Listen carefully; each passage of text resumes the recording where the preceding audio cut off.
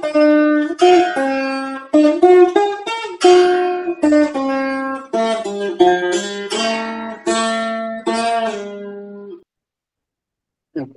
We are looking మనం ఇక్కడ దక్షిణామూర్తి స్తోత్రం చూస్తున్నాం కదా. ఇందులో రెండవ శ్లోకం. మొదటి శ్లోకం చూసాము విశ్వం దర్పణ ఇత్యాది. అందులో త్వంపద విచారం చూసాం. త్వంపద విచారం ప్రాయ శాస్త్రం అంతా కూడా త్వంపద విచారంతోనే మొదలవుతుంది. జీవుడు సాక్షాత్ అపరోక్షం కదా. జీవుడు ప్రధానతత్వం మూడు తత్వాలు విచారిస్తాం శాస్త్రంలో. జీవ జగత్ ఈశ్వర తత్వాలు ప్రాయ. ఆ జగత్తులో అనేక విభాగాలు. ఇంకా జగత్ అంటున్నప్పుడు నైయాయికులు ఎన్నో విభాగాలు చెప్పారు, సాంఖ్యులు ఇంకెన్నో విభాగాలు చెప్పారు. ఆ విధంగా జగత్తుకి అనేక కారణాలు కల్పించడం ద్వైతులలో పరిపూర్ణం. కానీ ఆ జగత్తునంతా విచారించాలి. జగత్తుని మనం వ్యవహరిస్తున్నాం కాబట్టి జగత్ కారణం ఇవన్నీ విచారిస్తాం. దానికి కూడా ప్రధానంగా జగత్తును ఎందుకు విచారిస్తున్నాం? మనం ఉన్నాం కాబట్టి, మనం వ్యవహరిస్తున్నాం కాబట్టి, మనకు సుఖ దుఃఖాలు అందులో కలుగుతున్నాయి కాబట్టి సెంట్రల్ అంటే ముఖ్య మూల బిందువు ఈ దర్శన శాస్త్రానికి అంతటికీ మూల బిందువు ఎవరు? జీవుడే కదా. అందుకని బ్రహ్మసూత్రాలు కూడా శారీరక మీమాంసా సూత్రం అని కదా పేరు. శారీరక మీమాంస. మీమాంస అంటే విచారము, పూజిత విచారము. ఎటువంటి విచారం ఇది? శారీరక. శరీరే భవ ఇది. శరీరే భవ అంటే ఈ శరీరంలో ఉన్నటువంటి వాడెవడు? జీవుడు. రైట్. శరీరే భవ శరీరక ఏవ శారీరక అని ఆ విధంగా, లేదా శరీరే భవ శారీర ఏవ శారీరక అని కూడా ఆ విధంగా జీవుడి గురించి ప్రధాన విచారం.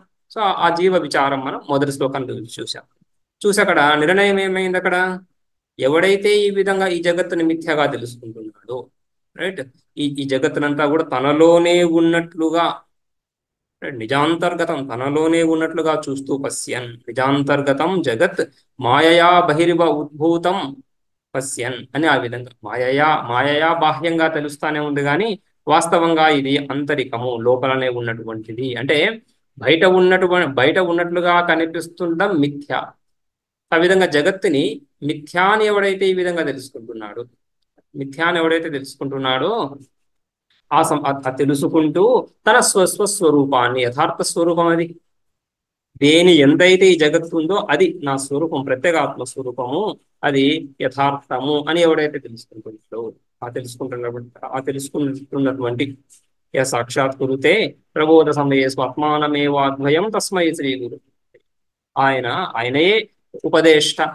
ఆచార్య రూపంలో ఉన్నటువంటి పరమాత్మ ఈ ఈశ్వర రూపంలో ఉన్న, ఆచార్య రూపంలో ఉన్న, ఆ ముముక్షు రూపంలో ఉన్నటువంటి ఆ పరమాత్మ దక్షిణామూర్తి అని ఆ విధంగా మనం ప్రథమ శ్లోకం చూసాం. రెండవ శ్లోకం, మూడవ శ్లోకం ఈ రెండు కూడా ఈ జగత్కారణాన్ని నిర్ణయించడం, జగత్కారణం బ్రహ్మ అని నిర్ణయించడం. జగత్కారణం బ్రహ్మ నిర్ణయించడం ఏదైతే ఉందో ఇదే కదా తత్పద విచారం అంటే ఈశ్వరుడి యొక్క విచారం. రైట్. ఈశ్వరుడి గురించిన విచారం అంతా కూడా ఆ జగత్ కర్తృత్వము, సృష్టి, జగత్ యొక్క కర్తృత్వము, స్థితి తర్వాత ప్రళయ, వీటి ద్వారానే ఈశ్వరుడి గురించి విచారం కదా. జగత్తులో ఈశ్వరుడు అనే తత్వం ఎక్కడి నుంచి వస్తుంది? ఈశ్వరుడు అనే తత్వాన్ని ఎందుకు ఎవరైనా కూడా అంగీకరించే వాళ్ళు అంగీకరిస్తున్నారు, అంగీకరించినటువంటి నాస్తికులు అంగీకరించడం లేదు. సరే, అయితే అంగీకరించే వాళ్ళు కానీ అంగీకరించినటువంటి వాళ్ళు కానీ విచారించడానికి మూల కారణం ఏంటి? ఆ కర్మ ఫలాలు ఏవైతే ఉన్నాయో, ఈ జగత్తంతా ఈ విధంగా నడవడం ఏదైతే ఉందో, ఈ జగత్తులో ఒక నియతి ఏదైతే ఉందో, ఈ నియతికి ఒక కారణం ఉందా లేదా అని విచారిస్తారు. కాబట్టి ఈశ్వరుడి యొక్క భావన, ఈశ్వరుడి యొక్క విచారము, ఈశ్వరుడి యొక్క స్వరూపము, ఇదంతా కూడా ఈ జగత్తు ద్వారానే తెలుస్తా ఉంది. జగత్తు ద్వారానే తెలుస్తా ఉంది. కాబట్టి జగత్తును తీసుకొచ్చి ఆ జగత్ కారణత్వాన్ని చెప్తున్నప్పుడు ఈశ్వరుని యొక్క చర్చ ఆ విధంగానే మొదలవుతుంది. అయితే మొదటి శ్లోకంలో మనము దర్పణ దృశ్యమాన నగరీ తుల్యం అని చెప్పి, అంటే నిత్య హుళుక్కి ఇదంతా కూడా వాస్తవానికి లేనటువంటిది అని చెప్పి, నిజాంతర్గతం మాయయా బహిరివ ఉద్భూతం అని చెప్తున్నప్పుడు అక్కడ ఒక చూచాయిగా ఆత్మయే జగద్ అధిష్టానం అని చెప్పినట్లుంది, కానీ కార్యకారణ భావం స్పష్టంగా లేదు. కార్యకారణ భావం జగత్తు నుంచి ఈ పరమాత్మ స్వరూపం నుంచి ఈ జగత్, లేదా ఆ నిజాంతర్గత జగత్ ఆత్మస్వరూపంలోనే ఉన్నటువంటి జగత్ ఆత్మస్వరూపంలో ఎలా ఉంటుంది? ఏదైనా జగత్ అంటే కార్యమని, కార్యం ఎప్పుడు కూడా ఉపాదాన కారణంలోనే ఉంటుంది. మనం ఏ వస్తువుని తీసుకున్నా, లోకంలో ఉత్పన్నమైన వస్తువులు ఏవి తీసుకున్నా కూడా వాటి ఉపాదాన కారణంలోనే ఉంటాయి. ఘటము మృత్తికలోనే ఉంటుంది. మృత్తికను విడిచి బయటి ఘటం ఎలా వస్తుంది? తంతువులు ఏ దారపోగులతో అయితే వస్త్రం నేయబడిందో ఆ దారపోగులను విడిచి వస్త్రం బయటికి ఎలా వస్తుంది? అది కార్యం ఎప్పుడు కూడా కారణం లోపలనే ఉంటుంది, ఉపాదాన కారణంలోనే ఉంటుంది. కేవలం ఉపాదాన కారణంలో, నిమిత్త కారణంలో ఉండదు. కులాలుడు ఆ కుండం చేసిన తర్వాత కులాలు సంబంధం ఏముంది? రైట్, ఆ ఘటం స్వతంత్రంగా ఉంటుంది. కాబట్టి నిమిత్త కారణానికి ఆ విధంగా నియమం లేకపోయినా ఉపాదాన కారణంలో మాత్రం కార్యం ఎప్పుడు ఉపాదాన కారణంలోనే ఉంటుంది. రైట్. సో ఆ విధంగా ఇక్కడ నిజాంతర్గతం అంటే మళ్ళీ ఆత్మ ఉపాదాన కారణము. ఆత్మ ఉపాదాన కారణమైతే ఆత్మ పరమాత్మ స్వరూపము. ఎటువంటి పరమాత్మ స్వరూపము? ఆ ముముక్షువు, ఆ ఉపదేష్ట, ఆ ఈశ్వరుడు, ఈ ముగ్గురు కూడా ఒకటే అయినటువంటి ఆ స్వరూపము. ఈ విభాగాలేవి లేనటువంటి ఆ స్వరూపము, అది ఉపాదాన కారణం అని చెప్పినట్టుంది అక్కడ, అంతే కదా. నిజాంతర్గతం మాయయా బహిర్భూతం అని చెప్తున్నప్పుడు అయితే ఆ ఉపాదాన కారణమని ప్రతిజ్ఞ చేసినప్పటికీ కూడా ఎలా ఉపాదాన కారణం? ఉపాదాన కారణం ఆ, ఆ, అవుతున్నప్పుడు ఈ కార్యకారణ భావాన్ని ఏ విధంగా, కారణానికి కార్యానికి ఆ, ఎటువంటి ఆ, సంబంధం ఉంది ఇక్కడ? కార్యోత్పాదక సామర్థ్యం, కార్యం ఉత్పన్నం కాకముందు ఎలా, ఏ సహకార్య కారణాలు ఉన్నాయి, ఇంకా ఏ కారణాలు ఉన్నాయి, ఇవి చెప్పలేదు.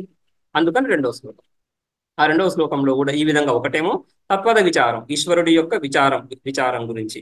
రెండవది ముందు శ్లోకంలో ఒక అంశం మిగిలిపోయింది, కార్యకారణ భావాన్ని చెప్పవలసి ఉంది, ఆ కార్యకారణ భావం గురించి. అయితే ఆ కార్యకారణము చూచాయిగా అక్కడ సూచించినప్పుడు నిన్న క్లాసులో మనం మాట్లాడుకున్నాం. ఇక్కడ ఒక సంశయం ఏర్పడుతా ఉంది, ఆత్మస్వరూపం నుంచి జగత్ ఎలా ఉత్పన్నమవుతుంది? ఆత్మస్వరూపం వేదాంత ప్రతిపాద్య ఆత్మస్వరూపము, ఔపనిషత్ పురుష, ఉపనిషత్ ప్రతిపాదిత పురుషుడు. కేవలము చైతన్యము అంటే ఎక్కడి నుంచి వస్తా ఉంది? ఉపనిషత్తుల నుంచే కదా. ఆ ఉపనిషత్ ప్రతిపాదిత పురుషుడు అసంగుడని కదా, అసంగోహ్యయం పురుష. సో ఆ అసంగ స్వరూపమైనటువంటి ఆ పురుషుడు, ఆ తత్వం నుంచి ఈ జగత్ ఎలా అంటే ఏ విధంగా వికారాన్ని పొంది వస్తా ఉందా, లేదా ఇతర ఉపాదాన కారణాలు ఏవైనా ఆశ్రయించి వస్తా ఉందా? ఇతర ఉపాదాన కారణాలు ఏవైనా ఆశ్రయించి వస్తుంది ఈ జగత్ అని అంటే అప్పుడు ఆ ఆ ఉపాదాన కారణాన్ని, బ్రహ్మస్వరూపాన్ని సద్వితీయంగా చెప్పుకోవాల్సి ఉంటుంది. రైట్, పరమాత్మ ఉన్నాడు, తర్వాత ఈ పరమాణువుడు, ఏదో మొత్తం ఉపాదాన కారణం ఏదో ఉంది, ఏదో ఒక ఉపాదాన కారణాన్ని తీసుకొని ఆయన వ్యవహరించాడు అలా చెప్పాలి. అప్పుడు ఆయన ఒకటి అస్వతంత్రుడు అవుతాడు. ఎందుకంటే ఉపాదాన ఇంకొక కారణాన్ని ఆశ్రయించే ఆ సృష్టించేయగలుగుతున్నాడు, స్వతంత్రంగా చేయలేకపోతున్నాడు కదా. సర్వసమర్థ అని అలా చెప్తాం. అదే కాకుండా ఆ సద్వితీయత్వం కూడా ఏర్పడుతుంది. సో ఏకమేవా ద్వితీయం అనే సిద్ధాంతం నిలబడదు, అందుకని అలా చెప్పడం కూడా కుదరదు. ఇక ఎటువంటి మార్పు, ఏదైనా మార్పును పొందాడని చెప్పామంటే వికారి అయిపోతున్నాడు, వినాశి అయిపోతున్నాడు. నిర్వికార స్వరూపం, కూటస్థ స్వరూపం అనేటువంటి సిద్ధాంతం బాధితం అవుతా ఉంది. ఈ రెండు పూర్వపక్షాలు, ఈ రెండు దోషాలు. అందుకని ఈ సిద్ధాంతం తగదు అని వైశేషికులు, నైయాయిక వైశేషికులు, సాంఖ్యులు వాళ్ళు వాళ్ళ సిద్ధాంతాన్ని ప్రతిపాదిస్తున్నారు ఇప్పుడు. అందుకని ఆ విధంగా ఆ ఆ, ఈ జగత్ పరమాణువుల ద్వారా ఉత్పన్నమైంది అని నైయాయికులు, వైశేషికులు కనాద మహర్షి ద్వారా చెప్పబడ్డటువంటి శాస్త్రం. కనాద మహర్షి ద్వారా, కనాద మహర్షి ఈ వైశేషిక సూత్రాలను రచించారు. అదేవిధంగా గౌతమ మహర్షి న్యాయ సూత్రాలను రచించారు. సో వాళ్ళు ప్రతిపాదించిన విధంగా, లేదా కపిల మహర్షి ఈ సాంఖ్య సూత్రాలను రచించారు. సాంఖ్య సిద్ధాంతానుగుణంగా ఈ జగత్ ఏర్పడిందని అంగీకరించాల్సి ఉంటుంది అని పూర్వపక్షం. ఈ రెండు పూర్వపక్షాలని ఇక్కడ రెండవ శ్లోకంలో నిరాకరించడం, మూడవ శ్లోకంలో శూన్యవాదాన్ని నిరాకరించడం. రైట్. సో ఈ విధంగా ఈ ఈ సామాన్య ఈ ప్రధాన ప్రసిద్ధ కార్యకారణ భావాలు ఏవైతే ఉన్నాయో, నైయాయికుల ఆరంభవాదం అని చెప్పుకున్నాం మొదటి రోజు మనం. నైయాయికుల ఆరంభవాదం, సాంఖ్యులు పరిణామవాదం. రైట్, ఈ ఆరంభవాదం, పరిణామవాదం. అదేవిధంగా శూన్యవాదులు వివర్తవాదం అన్నప్పటికీ కూడా వాళ్ళు అంటే కారణమే లేదు అని. రైట్, కారణమే లేదు, కారణం లేకుండానే ఇది కారణము లేదు, కార్యము లేదు, జగత్తు లేదు, జగత్తు కారణం కూడా లేదు అని. ఆ విధంగా కార్యకారణ భావాన్ని సంపూర్ణంగా తిరస్కరించడం. రైట్. కార్యకారణ భావాన్ని సంపూర్ణంగా తిరస్కరించడం అనేది ఇవి ఇక్కడ చూస్తాం మనం శూన్యవాదంలో. సో అశూన్యవాదాన్ని కూడా నిరాకరించడం. రైట్. ఈ విధంగా ఈ మూడు ప్రధాన కార్యకారణ భావాలు ఏవైతే ఉన్నాయో వాటిని తిరస్కరించి వివర్త ఉపాదాన కారణాన్ని, వేదాంత ప్రతిపాద్యమైన వివర్త ఉపాదాన కారణాన్ని ప్రతిపాదించడం ఇక్కడ ఈ రెండవ శ్లోకం, మూడో శ్లోకం కూడా చెప్పుకోవచ్చు, 2-3 శ్లోకాలలో. ఇంకొక ప్రశ్న కూడా పోయినసారి మనం చూసాం. ఆత్మస్వరూపం నుంచి ఏ విధంగా ఈ జగత్తు ఉత్పన్నమవుతుంది అనే ప్రధానంగా ప్రశ్న. రైట్. ఈ సైన్స్, విజ్ఞాన శాస్త్రం ఏ విధంగా ప్రతిపాదిస్తూ ఉంది, సో తదనుగుణంగా వేదాంతాన్ని ఆ విజ్ఞాన శాస్త్ర దృష్టిలో ఎలా చూస్తాము కూడా చూసి. ప్రధానంగా మనం ఇప్పుడు వివర్త ఉపాదాన కారణం అంటే కారణము ఎటువంటి మార్పు లేకుండా కార్యం ఉత్పన్నం అవుతుంది అని చెప్పడం. వాస్తవానికి కారణం ఎటువంటి మార్పు లేకుండా కార్యం ఉత్పన్నం అవుతుంది అని చెప్పడము అంటే కార్యకారణ భావాన్ని సంపూర్ణంగా నిరాకరించడం.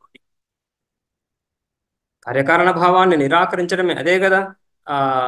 మనం ఇప్పుడు బ్రహ్మ కార్యకారణాతీతమని, బ్రహ్మ అప్రమేయమని అని చెప్తున్నప్పుడు అక్కడ ఏమవుతుంది? కార్యకారణ భావాన్ని సంపూర్ణంగా నిరాకరించి అజాతవాదాన్ని ప్రతిపాదించడం. అజాతవాదం ప్రతిపాదించబడుతూ ఉంది కదా. సో అజాతవాదం అంటే ఏంటి? జాతి అంటే జన్మ, జన్మ లేనే లేదు. దేనికి జన్మ లేదు? దేనికి కూడా జన్మ లేదు. ఏ జగత్తుకైతే నువ్వు జన్మ ఉంది అని అంటున్నావో ఆ జగత్తుకి జన్మ లేదు. అదేవిధంగా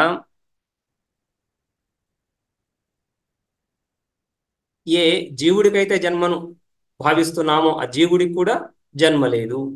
జగత్తుకు జన్మ లేదు, జీవుడికి జన్మ లేదు, ఈశ్వరుడికి ఎలాగో జన్మను అంగీకరించు. సో ఏ ఏ తత్వాలకైతే జన్మను మనం ప్రతిపాదిస్తున్నామో, జన్మ అంటేనే కార్యకారణ భావం. రైట్. సో కార్యకారణ భావాన్ని మౌలికంగా నిరాకరించడం అదే వివర్త. దాన్ని ఆ విధంగా చెప్తూ బ్రహ్మను ప్రతిపాదించడం ఏదైతే ఉందో, జగత్తు ద్వారా బ్రహ్మను ప్రతిపాదించడం ఏదైతే ఉందో, కారణము కాని కారణము, కారణమే కానీ కారణం కాదు కూడా. అంటే లోకంలో ఏ విధంగా అయితే కార్యకారణ భావాన్ని మనం సామాన్యంగా చూస్తామో, ఏ విధంగా అయితే ఏ కార్యాలకు కారణాలు ఉన్నాయని మనం ఏ విధంగా అయితే ఈ కారణ దృష్టి కలిగి ఉంటామో, ఆ కారణ దృష్టిలో ఇమడదు బ్రహ్మ, ఆ కారణ దృష్టిలోకి రాదు అని చెప్పడం. అది ఆ విధంగా. కానీ కారణం కాదా అని అంటే కారణం కాదు అని చెప్పడం కుదరదు. ఎందుకంటే ఈ అజ్ఞాన దశలో కార్యకారణ భావంలో జీవుడు చాలా స్థిరంగా, చాలా దృఢంగా ఉంటున్నాడు. ఆ విధంగా దృఢంగా కార్యకారణ భావాన్ని కలిగి ఉన్నప్పుడు, అటు దృఢమైన కార్యకారణ భావాన్ని కలిగి ఉన్నప్పుడు ఈ బ్రహ్మ జగత్ కారణం కాదు అంటే ఏమవుతుంది? జగత్ కారణాన్ని ఇంకొక దగ్గర అన్వేషించడం మొదలవుతుంది. ఎందుకంటే కార్యానికి కారణం ఉండే తీరాలి అనేటువంటి ఒక దృఢ శ్రద్ధ, ఒక దృఢ భావనలో ఉన్నటువంటి వ్యక్తికి బ్రహ్మ జగత్ కారణం కాదు అంటే ఏమవుతుంది? ఇంకొక కారణం ఏదో చెప్పాల్సి ఉంటుంది. అయితే ఇంకొక కారణం ఏది జగత్తుకు లేదు అని మొదట నిరాకరించాల్సి వస్తుంది. మొట్టమొదటిగా జగత్తుకు ఇంకొక కారణం అంటూ ఏది లేదు అని నిరాకరించాలి. నిరాకరించడానికి బ్రహ్మను కారణంగా ప్రతిపాదించడం, ఇతర కారణాలను బ్రహ్మకు కారణాలు కాదు అని నిరాకరించడానికి బ్రహ్మను జగత్ కారణంగా. రైట్. ఇతర కారణాలు ఇతర జగత్ కారణాలు ఏమున్నాయి? ఈ నైయాయికులు ప్రతిపాదించిన జగత్ కారణవాదము, సాంఖ్యులు ప్రతిపాదించిన జగత్ కారణవాదము, ఈ శూన్యవాదులు, బౌద్ధులు, విజ్ఞానవాదులు, వీళ్ళందరూ ఏ కార్యకారణవాదాలను ప్రవేశపెట్టారో వాటిని నిరాకరించడం. ఈ ప్రక్రియను గమనిస్తే శూన్యవాది ప్రక్రియ కూడా, శూన్యవాదం అనే సిద్ధాంతాన్ని తెలిపే ప్రక్రియ కూడా ఇంచుమించు ఇలానే ఉంది. అది కూడా అద్వయవాదం అని ఈ జగత్తు యొక్క నిర్మాణాన్ని ప్రతిపాదించే ఏ వాదాన్నైనా కూడా మేము నిరాకరిస్తాము అనే వాళ్ళ ప్రతిజ్ఞ, ప్రధాన ప్రతిజ్ఞ అది. ఈ జగత్తుని మీరు ఏ విధంగానూ ప్రతిపాదించలేరు అని. అయితే ఆ జగత్తు ఒక అధిష్టానం, ఒక సత్తాను ఆశ్రయించి ఉందా లేదా అనే విషయంలో వాళ్ళు స్పష్టం చేయకపోవడంతో అది శూన్యమైపోతా ఉంది. అక్కడ శూన్యం కూడా ప్రతిపాదించలేరు, ఒక సత్స్వరూపాన్ని వాళ్ళు ప్రతిపాదించలేదు. కాబట్టి సత్స్వరూపాన్ని ప్రతిపాదించలేదు, కార్య జగత్తును నిరాకరించారు, కాబట్టి శూన్యవాదం అని చెప్పాల్సి వస్తుంది. కానీ ప్రక్రియ మాత్రం ఇంచుమించులానే ఉంటుంది. సకల కార్యకారణ భావాలు నిరాకరించడం అనే పద్ధతిని అవలంబిస్తారు. వాళ్ళు స్వతహాగా ఏ కార్యకారణ భావాన్ని ప్రతిపాదించకపోయినా ఇతర కార్యకారణ వాదాలను నిరాకరించడం. వేదాంతంలో కూడా ఈ విధంగా ముందు అసత్కార్యవాదాన్ని నిరాకరించడం, అసత్కార్యవాదాన్ని నిరాకరించిన తర్వాత సత్కార్యవాదంలో కూడా ఈ సాంఖ్యులు కూడా సత్కార్యవాదంలోకి వస్తున్నారు. సత్కార్యవాదంలో సాంఖ్యులను నిరాకరించడం. ఆ విధంగా ఈ రెండు ప్రధానమైనటువంటి కార్యకారణవాదాలు, ఆరంభవాదము, పరిణామవాదం. రైట్. ఈ ఆరంభవాద పరిణామవాదాలను నిరాకరించి తర్వాత శూన్యవాదాన్ని కూడా ఆరంభవాద పరిణామవాదాలు నిరాకరిస్తే ఒక ఎక్స్ట్రీమ్, ఒక ఎండ్, ఒక వైపు నిరాకరణ జరిగింది, అంటే ద్వైతము. ఈ విధంగా ఒక ఉన్నటువంటి కారణం ద్వారా, ఏదో రకంగా ఉన్నటువంటి కారణం ద్వారా ఈ కార్యం ఉత్పన్నమైంది, స్వతంత్రంగా ఉన్నటువంటి ఒకానొక కారణం ద్వారా కార్యం ఉత్పన్నమైంది అనే భావన, ఆ దృష్టి, రైట్, ఆ భావన సంపూర్ణంగా దాన్ని అడ్రస్ చేయగలుగుతుంది, అని సమాధానపరచగలుగుతున్నాం. అటువంటి సంశయాలన్నీ సమాధానపరచగలుగుతున్నాం. ఇక ఈ సింపుల్ పెండులం లాగా ఈ విషయాన్ని నిరాకరించినప్పుడు, ఏదో ఒక ఉన్న కారణం నుంచి జగత్తు ఉత్పన్నమైంది అనే దాన్ని నిరాకరించినప్పుడు, ఏమీ లేని కారణం నుంచి, అసత్తు నుంచి, శూన్యం నుంచి జగత్తు ఉత్పన్నమైందని దీనికి వ్యతిరేక దిశలో ఇంకొక సంశయం బయలుదేరే అవకాశం ఉంది. దాన్ని కూడా నిరాకరించారు. అది శూన్యవాద నిరాకరణ. సో ఈ రెండు ఎక్స్ట్రీమ్స్ లాగా, ఈ ఏదో ఉన్న కారణం నుంచి జగత్తు ఉత్పన్నమైందనే దాన్ని, లేని కారణం నుంచి జగత్తు ఉత్పన్నమైనది దాన్ని, ఈ రెండింటిని కూడా నిరాకరించినప్పుడు ఏమవుతుంది? ఈ పరమాత్మ స్వరూపము ఏదైతే నిర్వికార స్వరూపము, ఎటువంటి వికారాలకి అవకాశం లేనటువంటి స్వరూపము, ఎటువంటి సంబంధము లేనటువంటి అసంగ స్వరూపము, నిష్క్రియాత్మకము, అవికారి స్వరూపము, అందులో నుంచి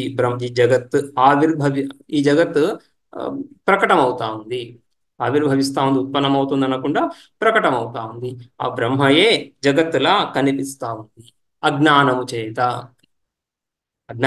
అంటే అజ్ఞానంతో జరిగే కార్యాలు ఎక్కడైనా కూడా ఈ అజ్ఞానం చేత కార్యం జరిగింది అర్థం ఏంటి? కార్యము లేనే లేదని అర్థం కదా. అజ్ఞాన కార్యము అంటే అజ్ఞానం ద్వారా జరిగింది అంటే అజ్ఞానం ద్వారా జరిగింది వాస్తవంగా జరగలేదని అర్థం. అజ్ఞాన కార్యం అంటే వాస్తవంగా కార్యం కాదని అర్థం. సో ఈ కార్యకారణ భావం అనేటువంటి ఒక దృఢ భావన ఏదైతే ఉందో దీన్ని అతిక్రమించడం, దీన్ని అధిగమించడం, ట్రాన్సెండింగ్ అంటున్నాం కదా, దీన్ని సంపూర్ణంగా అధిగమించడం అంటే, ట్రాన్సెండింగ్ అంటున్నప్పుడు దాన్ని మనం ధ్వంసం చేయటంలే, దాంట్లో ఉండే తప్పును తెలుసుకుంటున్నాం, దాంట్లో ఉండే దోషాన్ని తెలుసుకొని దాంట్లో ఉండే దృఢ భావనని విడిచిపెట్టడం, దాంట్లో ఉండే ఒక దురాగ్రహం, అభినివేశం, దురాగ్రహం ఏదైతే ఉందో చాలా బలంగా ఉంటుంది కార్యకారణ భావం. ప్రతి విషయంలో కూడా కార్యకారణ భావం వస్తూ ఉంటుంది. ఆ దృఢమైన కార్యకారణ భావాన్ని విడవగలగడానికి ఏం చేయాలి? కార్యకారణ భావంలో దోషాలు చూడాల్సి ఉంటుంది. కార్యకారణ భావంలో దోషాలు ఎలా చూస్తాము? కార్యకారణ భావాన్ని పరిశీలించడం ద్వారా. ఏంటి ఆ కార్యకారణ భావము? దేనైతే మనం నిరాకరిస్తున్నాం, అసత్కార్యవాదం, పరిణామవాదం, ఇవన్నీ కూడా కార్యకారణ భావాలు. వీటిలో దోషాలను చూడడం, వాటిలో దోషాలను చూస్తూ వాటిని దోషాలు ఉన్నాయని గుర్తించి ఆ కార్యకారణ భావాలను నిరాకరిస్తున్నప్పుడు ఈ జగత్తుకి ఇంకొక కారణము అనే అవకాశం లేదు అని తెలుస్తున్నప్పుడు ప్రమాణాలు ఏమున్నాయి? అనుమాన ప్రమాణం ద్వారా నైయాయికులు, సాంఖ్యులు ఇద్దరు అనుమాన ప్రమాణం ద్వారానే. అందుకనే వీళ్ళని అనుమానికాహ అని చెప్తారు బ్రహ్మసూత్రాల్లో. ఈ అందరినీ కూడా ఈ నైయాయిక, సాంఖ్య, వైశేషిక, శూన్యవాద, బౌద్ధ వీళ్ళందరూ కూడా అనుమానికాహ అని. ఎందుకంటే అనుమానమే ఒకే ఒక ప్రమాణంగా కలిగినటువంటి వాళ్ళు.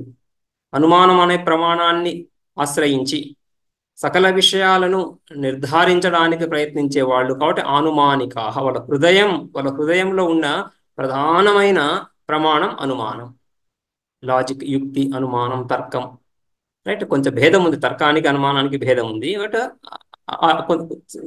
దగ్గరగా కూడా వెళ్తున్నాయి రెండు, రైట్. సో ఆ విధంగా అనుమానమే పరమ ప్రమాణంగా స్వీకరించే వాళ్ళు వాళ్ళ సిద్ధాంతాన్ని తోచిపుచ్చిన తర్వాత అనుమానము జగత్ కారణాన్ని నిరూపించలేదు అని తెలుస్తాం, రైట్. అనుమానానికి అవధి ఉంది, అనుమానానికి ఒక పరిధులు ఉన్నాయి. అనుమానాన్ని మనం సంపూర్ణంగా ధ్వంసం చేయటంలే, వేదాంతి అనుమాన ప్రమాణాన్ని సంపూర్ణంగా నిరాకరించడంలే, కానీ అనుమానానికి ఒక పరిమితులు ఉన్నాయి. ఇక్కడి నుంచి ఇక్కడ దాకా మాత్రమే అనుమానం పనిచేస్తుంది ఈ లోకంలో. నువ్వు ధూమాన్ని వన్హిని కలిపి చూస్తున్నావు. ఎత్ర ఎత్ర ధూమః తత్ర తత్ర వన్హి అని. ఆ పర్వతంలో ధూమ పొగ కనిపిస్తా ఉంది, వన్హి కనిపించడం లేదు. అక్కడ వన్హి అనుమానం చేయి, దానికి అనుమానం పనికొస్తుంది. లోకసిద్ధ విషయాలు ఇవన్నీ, లౌకిక విషయాలు. అగ్ని లౌకిక విషయం, ధూమం పొగ లౌకిక విషయం, లోకసిద్ధ విషయం. ఈ లోకసిద్ధ విషయాలను ఒక చోట చూసిన దాన్ని ఇంకొక చోట దాన్ని ఊహించడానికి అనుమాన ప్రమాణ పనికొస్తుంది. బ్రహ్మ అలౌకిక విషయం, లోకసిద్ధ విషయం కాదు, లోకంలో లేని విషయం అని చెప్పడం. అలౌకిక విషయం అంటే లేని విషయం అని కాదు, లోకంలో ప్రసిద్ధం కాని విషయం, అప్రసిద్ధ విషయం అది. అప్రసిద్ధ విషయాన్ని ఎవడు కూడా బ్రహ్మ అంటే ఇది ఇదమిద్ధంగా తెలుసుకోని స్థితిలో, తెలియని స్థితిలో అనుమానాన్ని ఎలా ప్రయోగిస్తావు? ధూమం అంటే ఏంటో తెలియదు, ఎప్పుడు చూడలేదు. వన్ని అంటే తెలియదు, ఎప్పుడు చూడలేదు. వాడికి ఎత్ర ఎత్ర ధూమః తత్ర తత్ర వన్ని ఏమర్థం అవుతుంది? ఆ విషయాలు వాడికి తెలిసినప్పుడు కదా, ధూమం అనేది వన్హి అనేది ఆ వస్తువు తెలిసినప్పుడు దాంట్లో సంబంధాన్ని, ఆ తర్వాత ఆ తెలియని చోట దాన్ని తెలుసుకోవడం అనేది కుదురుతుంది. అక్కడ ఆ అనుమాన ప్రమాణానికి అవకాశం ఉంటుంది. బ్రహ్మ అనే తత్వము లోకంలో ప్రసిద్ధంగా తెలియదు. అటువంటి అలౌకిక విషయాన్ని నువ్వు అనుమానం ద్వారా నిర్ధారించలేవు. అనుమాన ప్రమాణం అలా పక్కకు పోయిన తర్వాత జగత్ కారణాన్ని ఏ విధంగా అన్వేషిస్తాము? ప్రత్యక్షం కుదరదు. సో శాస్త్రానికి వెళ్ళాల్సి ఉంటుంది. కేవల శాస్త్ర ప్రమాణం చేత, కేవల శృతి ప్రమాణం చేత మాత్రమే జగత్ కారణత్వాన్ని నిర్ధారించాలి. ఆ శృతి సాక్షాత్తుగా బ్రహ్మయే కారణం అని చెప్తా ఉంది.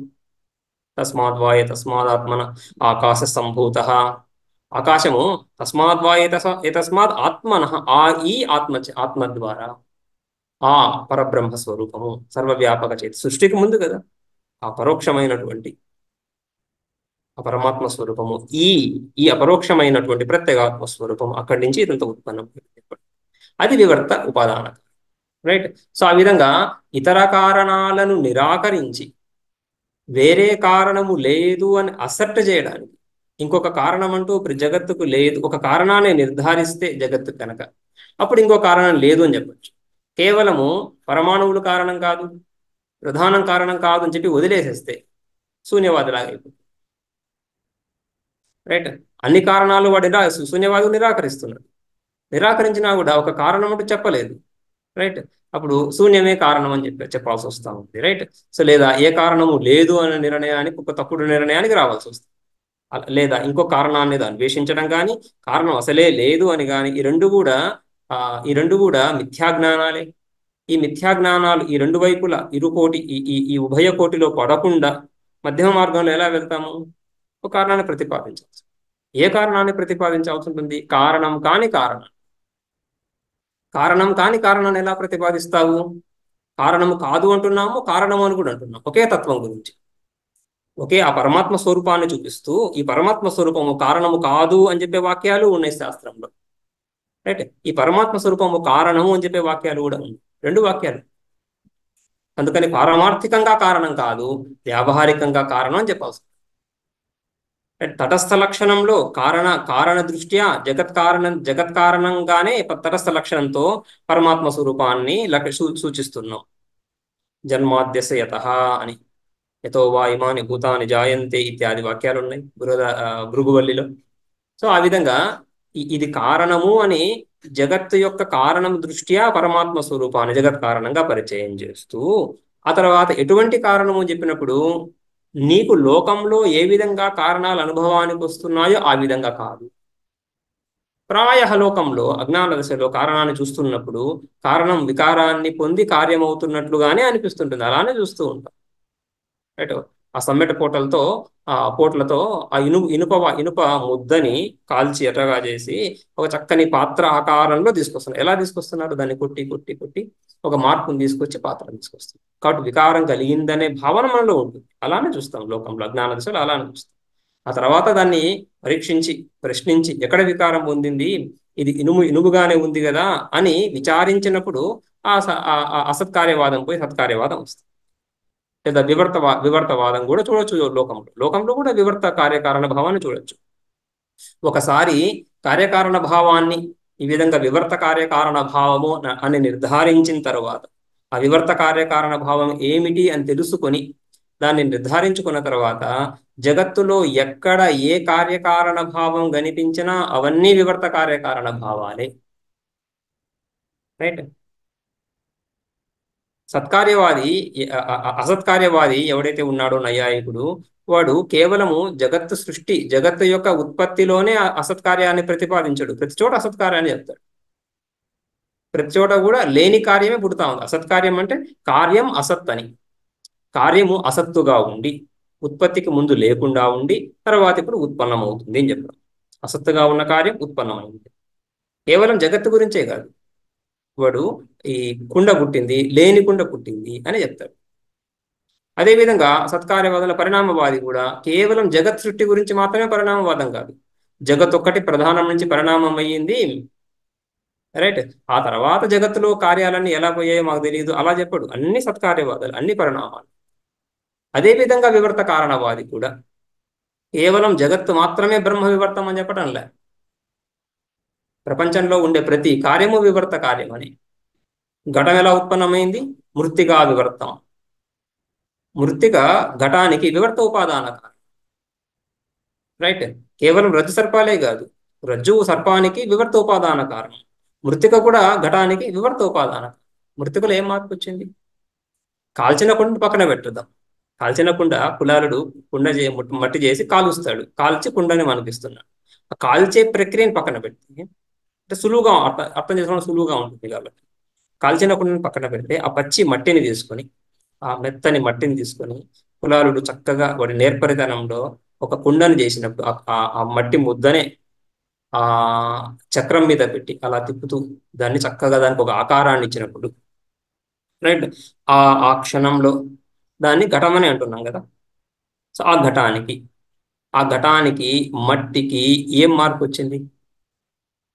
అంతకుముందు ముద్ద ఆకారంలో ఉన్న మట్టి ముద్ద ఇప్పుడు ఘటం అనే ఒక ఆకారాన్ని పొందింది. రూపం అంతే, అది రూపంలో మార్పు. పాము పొడువుగా అలా ఉన్నా, అలా వంకర టెంకరగా పాకుతున్నట్టు వంకర టెంకర ఆకృతిలో ఉన్నా, లేదా చుట్టుకొని అలా ఉన్నా, లేదా పడగెత్తి నిల్చుకొని ఉన్నా, రైట్, ఏ విధంగా ఉన్నా దాన్ని వేరు వేరు పేర్లుగా పిలుస్తామా? వేరు వేరు వస్తువుగా గుర్తిస్తామా? అది ఒకటే పాము, సర్పం ఒకటే, రైట్. సో అదే విధంగా మట్టి కొంత విస్తారాన్ని పొంది ఒక ఆకారాన్ని పొందిందంటే, ఘటం అనే ఆకారాన్ని పొందింది. మార్పు ఎక్కడ వచ్చింది అక్కడ? మట్టి ఏ విధంగా మారింది? ఏ విధంగానూ మారలేదు. మళ్ళీ ఆ కులాలుడు కనుక వాడికి ఆ ఘటం నచ్చకపోతే చేశాడు, ఏదో కొంచెం లోటు కనిపించింది, మళ్ళీ ఏం చేస్తాడు? దాన్ని మళ్ళీ నలిపేసి మళ్ళీ మట్టి ముద్దలాగా చేసేస్తున్నాడు. ఏమైపోయింది? ఘటం మళ్ళీ మట్టి ముద్దలో కలిసిపోయింది. ఘటం ఎటు పోలే, అంతకుముందు మట్టి ముద్దలోనే ఉండింది. అది తయారైనప్పుడు కూడా మట్టిలో ఉంటూ ఘటం అనే పేరుని, ఆకారాన్ని పొందింది. ఒక అర్థక్రియాకారిత్వాన్ని, ప్రయోజనాన్ని కూడా పొందుతుంది. ఒక విశేష వ్యవహారాన్ని కూడా పొందుతుంది. ఆ తర్వాత మళ్ళీ విలీనమైపోయినప్పుడు కూడా మళ్ళీ మళ్ళీ ఆ ఘటంగా ఉంది అక్కడ. నష్టో ఘట అంటున్నప్పుడు నష్టో ఘటో అస్తి అని చెప్పాల్సి ఉంటుంది. నష్టో ఘటో అస్తి, ఏదో క్రియ అని చెప్పాలి కదా. ఏకతింగ వాక్యం, ఒక థింగ్, తింగంతం, ఒక వర్బ్ ఉండాలి సెంటెన్స్లో, వాక్యంలో క్రియాపదం ఉండాలి కదా. నష్టో ఘట అంటున్నప్పుడు నష్ట అనేది ఘటానికి విశేషణం. రెండు నామవాచకాలే, రెండు నౌన్సే కదా. ఘట, కుండ. నష్ట అంటే నశించినటువంటి కుండ. ఏంటి? నశించినటువంటి కుండ ఉంది అని చెప్పాలి. వాక్య నిర్మాణం అలానే ఉంది. నశించినటువంటి కుండ ఉంది, ఉత్పన్నమైనటువంటి కుండ ఉంది, ఉత్పన్నము కానటువంటి కుండ అది కూడా ఉంది అని చెప్పాల్సి ఉంటుంది. ఏదైతే ఉత్పన్నం అవబోతుందో కుండ అది కూడా ఉందని చెప్పాల్సి ఉంటుంది. ఇవన్నీ కృదంత ప్రయోగాలు కదా. నష్ట అంటున్నప్పుడు ఘటానికే విశేషణం అవుతా ఉంది, అంతేగాని అది క్రియ కాదు. అది కాబట్టి ఉంది అని క్రియ తీసుకురావాల్సి వస్తుంది, అస్థి అని చెప్పాల్సి వస్తాం. సో అది సత్కార్యవాదం. అందులో కూడా వివర్త సత్కార్యవాదం. వివర్తం అంటే ఎటువంటి మార్పు చెందనటువంటి అని.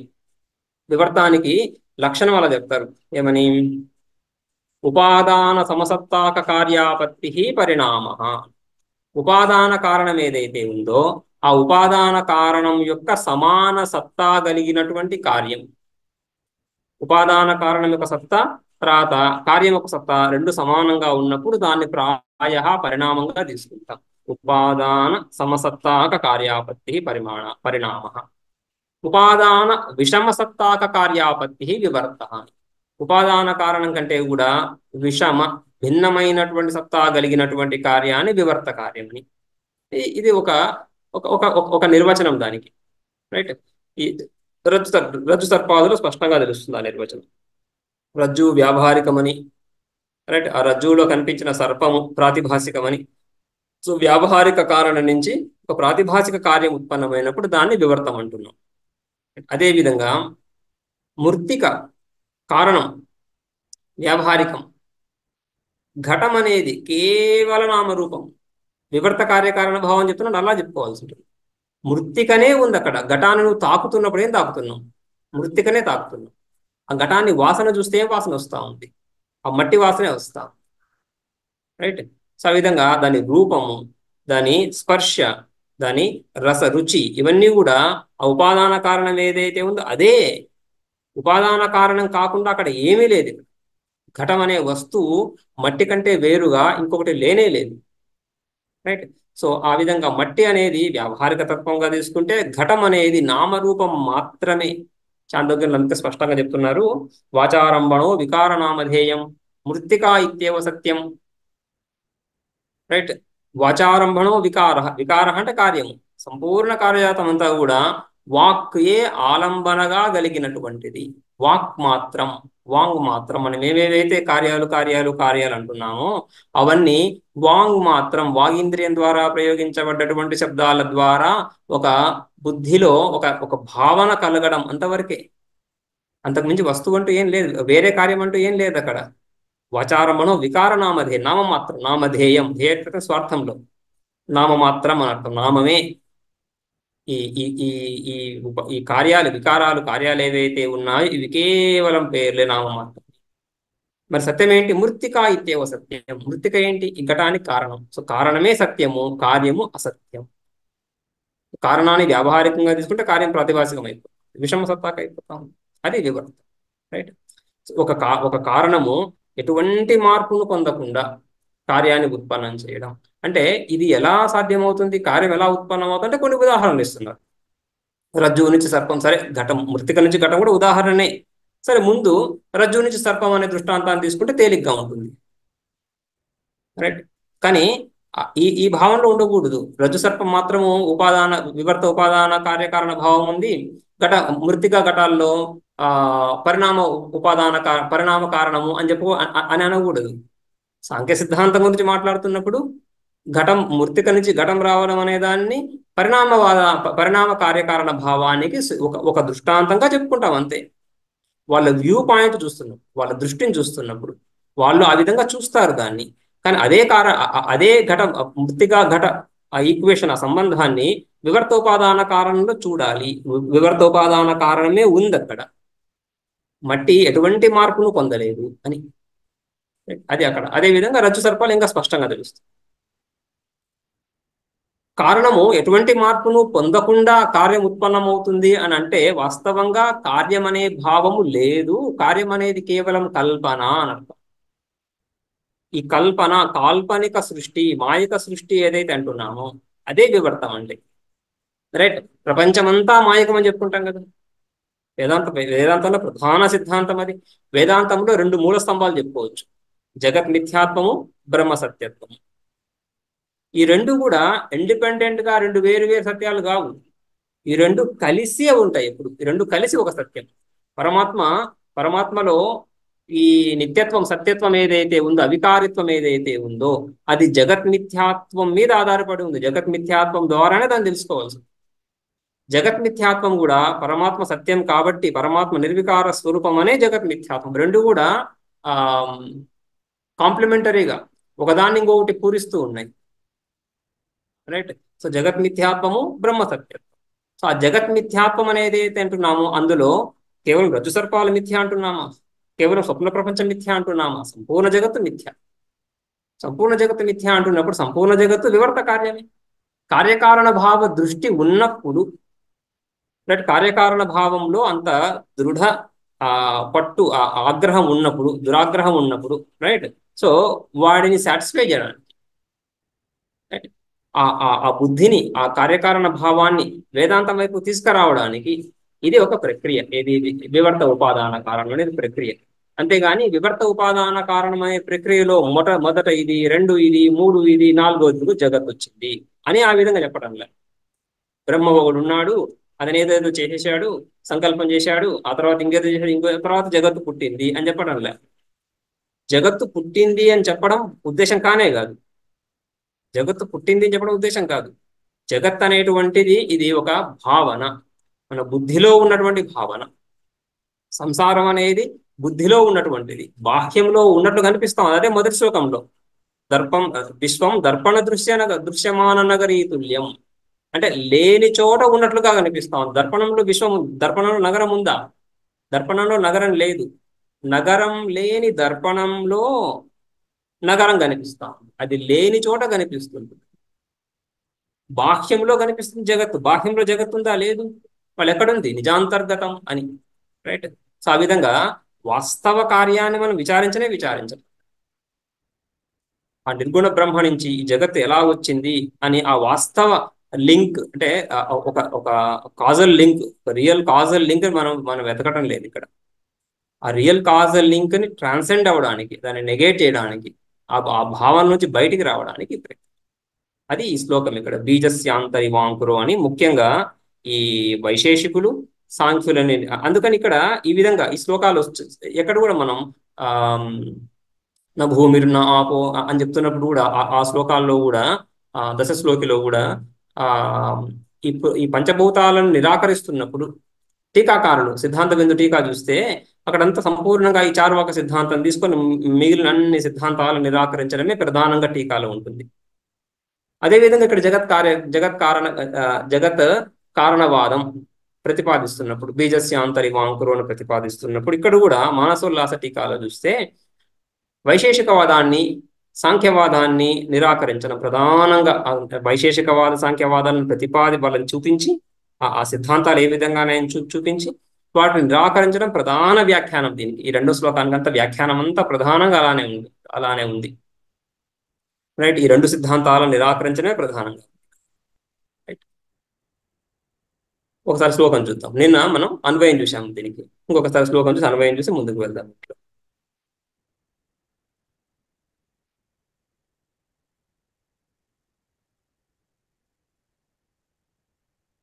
బీజస్యాంతరివాంకురో జగదిదం ప్రాంగ్నిర్వికల్పం పునః మాయాకల్పితదేశకాలకలనా వైచిత్ర్య చిత్రీకృతం మాయావీవ విజృంభయత్యపి మహా యోగీవ యస్వేచ్ఛయా తస్మై శ్రీ గురుమూర్తయే నమ ఇదం శ్రీ దక్షిణామూర్తయే. ఇదం జగత్, ఈ జగత్, ఈ విశ్వమంతా కూడా, ఈ నామరూపాత్మకమైనటువంటి జగత్ అంతా కూడా నామరూప క్రియాత్మకం. జగత్తుని ఈ విధంగానే చూస్తాం. నామరూప క్రియాత్మకంగా కానీ, కార్యకారణాత్మకంగా కానీ, సాధ్య సాధన భావంగా కానీ, జన్మ మరణ ప్రవాహ రూపంగా కానీ. అంటే ఏ చూసినా కూడా నామరూప క్రియ అని చెప్పినా, జన్మ మరణ ప్రవాహం అని చెప్పినా కూడా జగత్తును ఎలా చూస్తున్నాం? ఒక వ్యవహారంగా చూస్తున్నాం, వ్యవహారాత్మకంగా. అంటే ఒక స్టాటిక్, ఒక స్తబ్దంగా అక్కడ ఎదురుగా ఉన్నటువంటి కొండను, సముద్రము అలా చూడట్లే జగత్తుని. జగత్ అంటున్నప్పుడు ఆ విధమైన దృష్టి లేనే లేదు. ఆ విధంగా దృష్టి ఉన్నప్పుడు కదా ఈ కొండను ఎవరు నిర్మించారు అనేటువంటి ప్రశ్నలు వస్తుండేది. జగత్ అనే పదం చూస్తే కూడా జాయతే గచ్చతి ఇది జగత్. జాయతే ఉత్పద్యతే, తర్వాత గచ్చతి వ్యవహారం ఉంది, వ్యాపారం ఉంది, క్రియాశీలి. అందుకని సంసారం అని చెప్తున్నప్పుడు సమ్యక్ సరణం, శ్రీ గతో ధాతువు నుంచి కదా. సమ్యక్ చక్కగా, చక్కగా అంటే నిరంతరము, ఎడతెరిపి లేకుండా. రైట్. ఒక ఫుల్ స్టాప్ అంటూ లేకుండా, అన్ని కామాలే, ఫుల్ స్టాప్ లేనే లేదు, అలా వెళ్తూనే ఉంది. సమ్యక్ సరణం, నిరంతర గమనం. ఎక్కడి నుంచి ఎక్కడికి? ఎప్పుడు కూడా కార్యం నుంచి సాధ్యము, సాధన నుంచి సాధ్యానికి, సాధన నుంచి సాధ్యానికి. సాధన తీసుకుంటున్నాం, సాధ్యం, సాధన నుంచి సాధ్యం. సో ఆ విధంగా ఒక వస్తువుని పొందాం, ఇంకొక వస్తువుని పొందుతున్నాం, ఇంకొక వస్తువుని పొందుతున్నాం అని ఈ విధంగా ఈ జీవుడు కర్తృత్వ భావనతో కర్మలు చేస్తున్నాడు, భోక్తృత్వ భావనతో ఆయా లోకాలను కర్మఫలాలుగా పొందుతున్నాడు. కర్మలు కర్మఫలాలు, కర్మలు కర్మఫలాలు, కర్మ నుంచి కర్మఫలానికి, కర్మ సాధనం, కర్మఫలం సాధ్యం. ఇది సంసారం, ఇది జగత్. రైట్. ఈ జగత్ ఎక్కడి నుంచి వస్తా ఉంది? ఇది ప్రధానభూత జగత్తు. దీని గురించి ఎక్కువగా చర్చ కదా. ఇది జీవ సృష్టి అని కూడా చెప్పుకోవచ్చు. జీవ సృష్టి, ఈశ్వర సృష్టి. జగత్తులో జీవ సృష్టి, ఈశ్వర సృష్టి అని విభాగం చేసినప్పుడు ఇదంతా కూడా ఈ సంసారం ఏదైతే చెప్తున్నామో జీవ సృష్టిలోకి వస్తాం. ఈశ్వర సృష్టి కూడా ఉంది. ఈశ్వర సృష్టి కూడా ద్వైతమే. ఈశ్వర సృష్టిని కూడా అర్థం చేసుకోవాలి, దాన్ని అతిక్రమించాలి. కానీ ప్రధానంగా బంధనాన్ని, దుఃఖాన్ని కలిగిస్తున్నటువంటిది జీవ సృష్టి. రైట్. సో ఈ జగత్ అంతా కూడా రెండు, ఈశ్వర సృష్టి, జీవ సృష్టి రెండు కూడా ప్రధానంగా జీవ సృష్టిని తీసుకుంటాం, కానీ ఈశ్వర సృష్టి కూడా. లేకుంటే శృతిలో వస్తాం తస్మాత్ వాయు తస్మాత్ ఆత్మన ఆకాశ సంభూతాన్ని పంచమహాభూతాల నుంచి ఆరంభిస్తున్నాం కదా. పంచమహాభూతాలంతా కూడా ఈశ్వర సృష్టి అని. సో ఇదం జగత్, ఈ జగత్ అంతా కూడా ఈ విధంగా ప్రాంగ్, ప్రాక్. ప్రాక్ అంటే ఉత్పత్తే పూర్వం, ఉత్పన్నమవడానికి పూర్వం. ఉత్పన్నమవడానికి పూర్వం అంటే ఈ ప్రళయకాలము యొక్క చివరిలో, ప్రళయకాలం అయిపోతున్నప్పుడు ఉత్పన్నం అవ్వాలి సృష్టి అక్కడ లేదా ప్రళయకాలంలో. ప్రాక్, ప్రళయకాలంలో నిర్వికల్పంగా ఉంటుంది. అంటే ఎటువంటి వికల్పాలు, ఎటువంటి భేదాలు, రైట్. ఈ భేదాలన్నీ కూడా ఈ పంచభేదాలు చెప్పుకుంటున్నాం. జీవ జీవ, జీవ జగత్, జగత్ జగత్, జీవేశ్వర, రైట్. ఈశ్వర జగత్, ఈ భేదాలన్నీ చెప్పుకుంటాము. ఏ భేదాలు లేకుండా ద్రష్ట, దృశ్యము, దృక్, ద్రష్ట, దృశ్యము, దర్శనము, రైట్. ద్రష్ట, దృశ్యము, దర్శనము అని త్రిపుటి. ఈ ప్రమాణ వ్యాపారం, ఇది వికల్పాలు ఇవన్నీ. ఈ వికల్పాలు లేనటువంటి, అదేవిధంగా కర్త, క్రియ లేదా క్రియ, కారక, ఫల, ఇది కూడా ఒక విభాగం. క్రియ యాక్షన్స్, క్రియ ఉన్నాయి కదా. ఈ క్రియలన్నీ ఎలా ఉంటున్నాయి? కారకాల ద్వారా ఉత్పన్నమవుతుంది. ఒక కర్త రావాలి, కర్త వచ్చి ఒక సంకల్పం చేయాలి, నేను ఈ కర్మ చేయబోతున్నాను అని. అప్పుడు వాడు ఆరంభిస్తున్నాడు. ఆ క్రియ ఉత్పన్నమవడానికి, క్రియను ఉత్పన్నం చేయడానికి వాడు ప్రయత్నం చేస్తున్నాడు. ఏ విధంగా ప్రయత్నం చేస్తాడు? మిగిలిన కారకాలు పట్టుకొచ్చుకుంటాడు. ఒక కర్మ కారకాన్ని, ఒక కరణ కారకాన్ని, సంప్రదాన అపాదాన కారకాలను పట్టుకొచ్చుకొని ఈ కారకాలన్నీ పరస్పరంగా సంబంధాన్ని పొందుతూ ఒక క్రియ ఉత్పన్నం అవుతాం. సో క్రియ ఉత్పన్నం అవ్వాలంటే కారకాలు. సో కారకాలు ఒక విభాగం. వ్యాకరణంలో కూడా వాక్యంలో రెండే ఉంటాయి, క్రియాపదాలు, కారక నామవాచి. సుబంతాలు, తింగంతాలు రెండే. సుబంతాల్లో ఈ కారకాలను వచ్చేస్తాయి, తింగంతాల్లో వర్బు, అంటే వర్బు, నౌన్స్, ఇవి ఇంతే కదా. రైట్. సో ఈ క్రియ తర్వాత కారకి రెండు పెద్ద విభాగాలు. ఆ తర్వాత ఫలం అనేది ఒకటి. ఫలం, ఆ ఫలాసక్తియే వీన్ని క్రియలో క్రియ చేయడానికి ప్రోత్సహిస్తా ఉంది కదా. ఆ విధంగా క్రియాకారక ఫల ఇదొక విభాగం. ఇవన్నీ వికల్పాలు. క్రియాకారక ఫల విభాగము కర్మలు, కర్మేంద్రియాలకు సంబంధించి, జ్ఞానేంద్రియాలకు సంబంధించి జ్ఞాత, జ్ఞాన, జ్ఞేయము. అదేవిధంగా ఇంకొక భాగం చెప్పుకోవచ్చు, భోక్త, భోగ్యము, భోగము. భోక్త, అహం భోక్త, అది ప్రధాన భాగం జీవుడిలో. జీవుడు రెండు అంశాలు చెప్పుకోవచ్చు కదా, కర్తృత్వం, భోక్తృత్వం. రైట్. ఆ భోక్తృత్వం ద్వారా చెప్పుకుంటున్నప్పుడు వాడు భోక్త అవుతున్నాడు. ఒక భోగ్య వస్తువు ఉంది, ఆ భోగ్య వస్తువు ద్వారా ఈ భోక్తకి ఒక భోగము, అంటే సుఖ దుఃఖాలు కలుగుతున్నాయి. సుఖ దుఃఖాలు రెండూ కలుగుతాయి, కానీ సుఖం గురించి మాట్లాడుకుంటాం ఎక్కువగా, ఎందుకంటే దాన్ని ఆకాంక్షిస్తున్నాం కాబట్టి, దాన్ని కోరుకుంటున్నాం కాబట్టి. బట్ ఇదంతా వికల్పాలు ఇవన్నీ. భోక్త, భోగ్య, భోగ, కర్త, క్రియాకారక ఫల, కర్త, క్రియాకారక ఫల, జ్ఞాత, జ్ఞాన, జ్ఞేయ, ఇవన్నీ కూడా ప్రమాత, ప్రమాణ, ప్రమేయ, ఇవన్నీ కూడా వికల్పాలు. ఈ వికల్పాలు ఏవీ లేనటువంటి, ఎటువంటి విభాగాలు లేకుండా ఈ జగత్. ఎవరు జగత్? ఏ జగత్తు? నామరూపాత్మకం జగత్. నామరూపాత్మక జగత్తు వికల్పాలు లేకుండా, నామరూపాలే వికల్పాలు కదా. మనం ఒక వికల్పం ఈ విధంగా చెప్పుకున్నాం, క్రియాకారక ఫల విభాగాలు అని చెప్పేసి. నామరూపాలు కూడా విభాగాలే, రైట్. నామరూపాలు కూడా వికల్పమే. అయం ఘట, ఘటము నామం, ఒక ఆకృతి వస్తుంది బుద్ధిలోకి. పటం ఒక నామం, ఒక ఆకృతి వస్తుంది బుద్ధిలోకి. సో ఈ నామరూపాలు కూడా మళ్ళీ వికల్పాలు. ఏ వికల్పాలు లేకుండా అంటే నామరూపాత్మక జగత్తు నామరూపాలు లేకుండా, నామరూప రహితంగా, ఈ నామరూప అవస్థని వ్యాకృత అవస్థ అని చెప్తాం. వ్యాకృత, వి ఉపసర్గ, ఆంగ్ ఉపసర్గ, క్రీధాతు, వ్యాకృత అంటే చక్కగా విస్తరించబడ్డటువంటి, వ్యాపించినటువంటి, వ్యాకృతమైనటువంటి, రైట్. సో వ్యాకృత జగత్. వ్యాకృతంలో మళ్ళీ స్థూలము, సూక్ష్మము రెండు ఉంటాయి. రెండు కూడా వ్యాకృతాలే. జాగ్రత్త అవస్థ, స్వప్నావస్థ. సంస్కార రూప జగత్, తర్వాత ఈ భౌతిక జగత్. భూత కార్యాలైన భౌతిక కార్యాలతో భౌతిక రూపంగా ఉన్న అధిభౌతిక జగత్ అంతా కూడా అది స్థూల జగత్తు. సూక్ష్మ జగత్ ఎలా ఉంటుంది? సంస్కార రూపంగా ఉంటుంది. స్వప్న ప్రపంచంలో బాహ్య విషయాలు ఏం లేవు కదా. అస్థి, ఏనుగు లేదు, ఏనుగు అనే సంస్కారం ఉంది. ఇంద్రుడు లేడు, ఇంద్రుడు అనే సంస్కారం ఉంది. వెలుగు లేదు, వెలుగు అనే సంస్కారం ఉంది. ఆ విధంగా సంస్కారాలు ఉన్నాయి. సంస్కార రూప జగత్ అది కూడా వ్యాకృతమే. ఎందుకంటే అక్కడ భేదాలు కనిపిస్తున్నాయి. ఈ ఘటము పటము భేదాలు కనిపిస్తున్నాయి. ఘటం అంటే ఘట సంస్కారం అవనే కాక, ఘట సంస్కారం పట సంస్కారం అవనే కాక, కానీ భేదాలు తెలుస్తున్నాయి. ఆ భేదాలు తెలిసే అవసరం వ్యాకృతం అంటున్నాం. ఈ జగత్తంతా వ్యాకృత రూపంలో ఉంటుంది, అది వికల్పము. కానీ ఆ సృష్టికి ముందు ఈ సూక్ష్మం గాని స్థూలం గాని ఈ రెండు కూడా వ్యాకృతంగా లేవు, అవ్యాకృతంగా ఉన్నాయి. నా వ్యాకృతమితి అవ్యాకృతం, అది నిర్వికల్పావస్థ. ప్రాంగ్ పూర్వ ఉత్పత్తికి ముందు నిర్వికల్పం. ఎలా నిర్వికల్పంగా ఎలా ఉంటుంది జగత్తు? ఈ ఈ ఈ బిల్డింగులు ఇవన్నీ ఏవైతే కూలిపోవడం మనం చూస్తూ ఉంటాం, బిల్డింగులు కట్టడం కూల్చడం చూస్తూ ఉన్నాం. సరే, ఇవైతే లేకుండా పోతాయేమో. ఆకాశం అంటూ ఉండాలి. అసలు అసలు సంపూర్ణంగా ఏదో ఒక భవంతి, ఒక మిథ్య, ఒకటి విపులను చూస్తున్నాం, కానీ సంపూర్ణంగా ప్రపంచమంతా ఈ పృథివీ భూగోళం ఏదైతే ఉందో, ఈ భూగోళం స్వయంగా ఒక ఆకృతి, ఇవన్నీ లేకుండా ఎలా ఉంటాయి? నిర్వికల్పంగా ఎలా ఉంటుంది? నిర్వికల్పం అంటే ఏ విధంగా అర్థం చేసుకోవాలి, ఏ విధంగా తెలుసుకోవాలని నాకు దృష్టాంతం ఇస్తున్నాడు. బీజస్యాంతరి వాంకుర, బీజస్య అంతః, బీజములో, ఆ విత్తనంలో ఏ విధంగా అయితే అంకురం, ఈ అంకురం అంటున్నప్పుడు ఉపలక్షణంగా తీసుకొని సంపూర్ణ పెద్ద మర్రి చెట్టు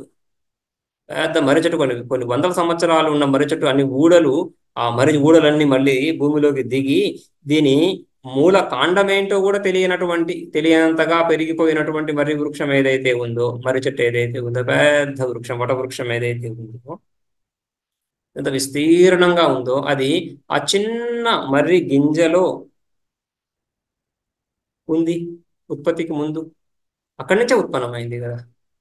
అది భూమిలో వేసాము, భూమి నుంచి చాలా సారాన్ని తీసుకుంటుంది, నీళ్లు పోస్తాము, అక్కడి నుంచి సారాన్ని తీసుకొని ఏది తీసుకున్నా కూడా ప్రధానంగా దాంట్లో మెటీరియల్ ఏమొస్తా ఉంది, దాని సోర్స్ అంతా కూడా, రైట్, దాని కెమిస్ట్రీ అంతా కూడా ఆ చిన్న బీజంలో దాగుంది. సో దీంట్లో ఉండే శాఖలు, ఊడలు, కొమ్మలు, రెమ్మలు, పువ్వులు, కాయలు, ఆకులు, ఇవన్నీ కూడా ఆ బీజంలో ఉన్నాయి. బీజంలో ఆ బీజాన్ని పాలగొట్టైనా సరే దాంట్లో ఇది కాండము, ఇది కొమ్మలు, ఇది రెమ్మలను చూపించగలమా, చెప్పగలమా, తెలుసుకోగలమా, చూడగలమా? రైట్. సో ఆ విధంగా అందులో ఏమి కనిపించదు, కానీ అవన్నీ అందులో ఉన్నాయి. అది నిర్వికల్ప అవస్థ. ఎటువంటి భేదాలు, ఈ ఆకు కొమ్మ కాదు, కొమ్మ కాండం కాదు, కాండం వేర్లు కాదు అని ఆ విధంగా భేదాలు ఏవైతే ఉన్నాయో, ఈ భేదాలేవి లేనటువంటి అవస్థ బీజావస్థ. బీజావస్థ అంటేనే కారణావస్థ. బీజం అంటేనే కారణ పదానికి పర్యాయవాచకంగానే వాడుకుంటాం మనం. సో బీజావస్థ, బీజస్య అంటే కారణస్య అంతః.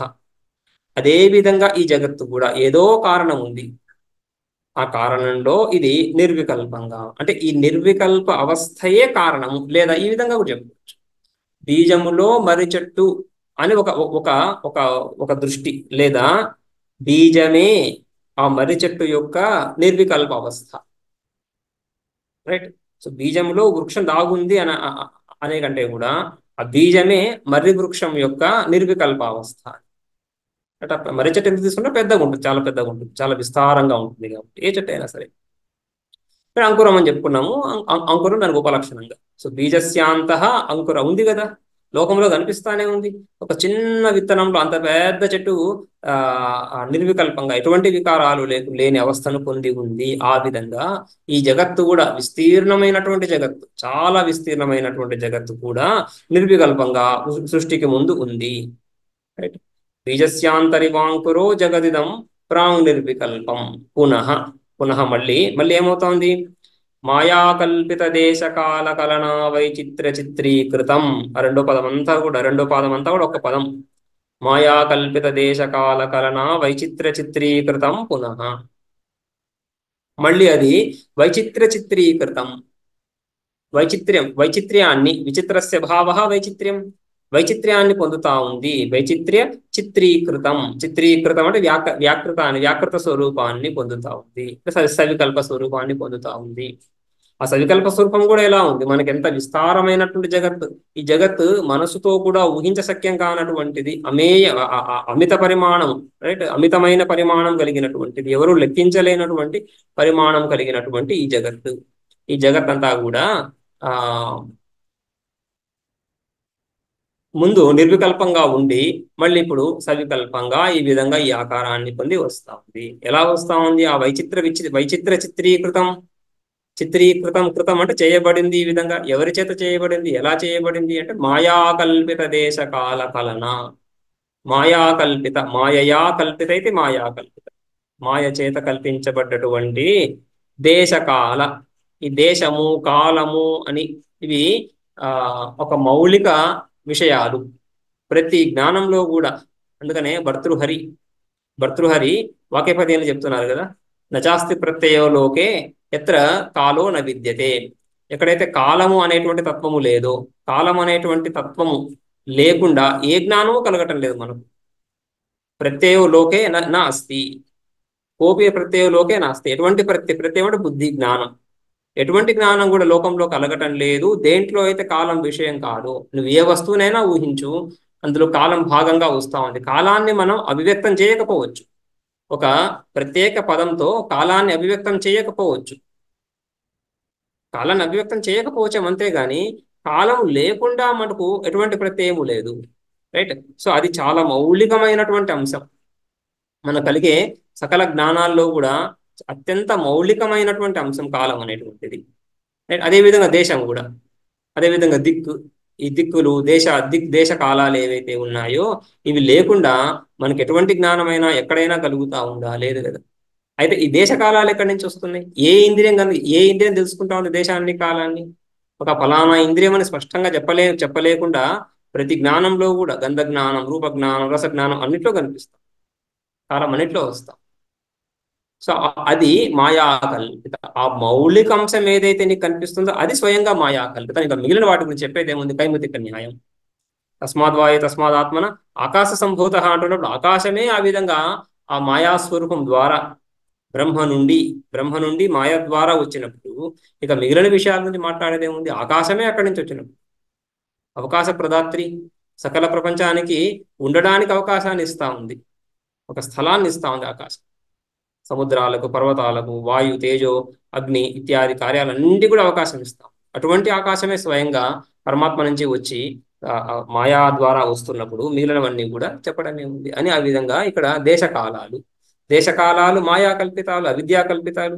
మాయా కల్పిత దేశకాల కలన, వాటి సంబంధం చేత ఆ దేశకాలాలు అనేటువంటి తత్వాలు ఏవైతే భౌతిక ప్రధాన తత్వాలు ఉన్నాయో, మౌలిక తత్వాలు ఉన్నాయో వాటి సంబంధం చేత ఈ జగత్తంతా కూడా ఈ విధంగా విస్తరించి ఉంది.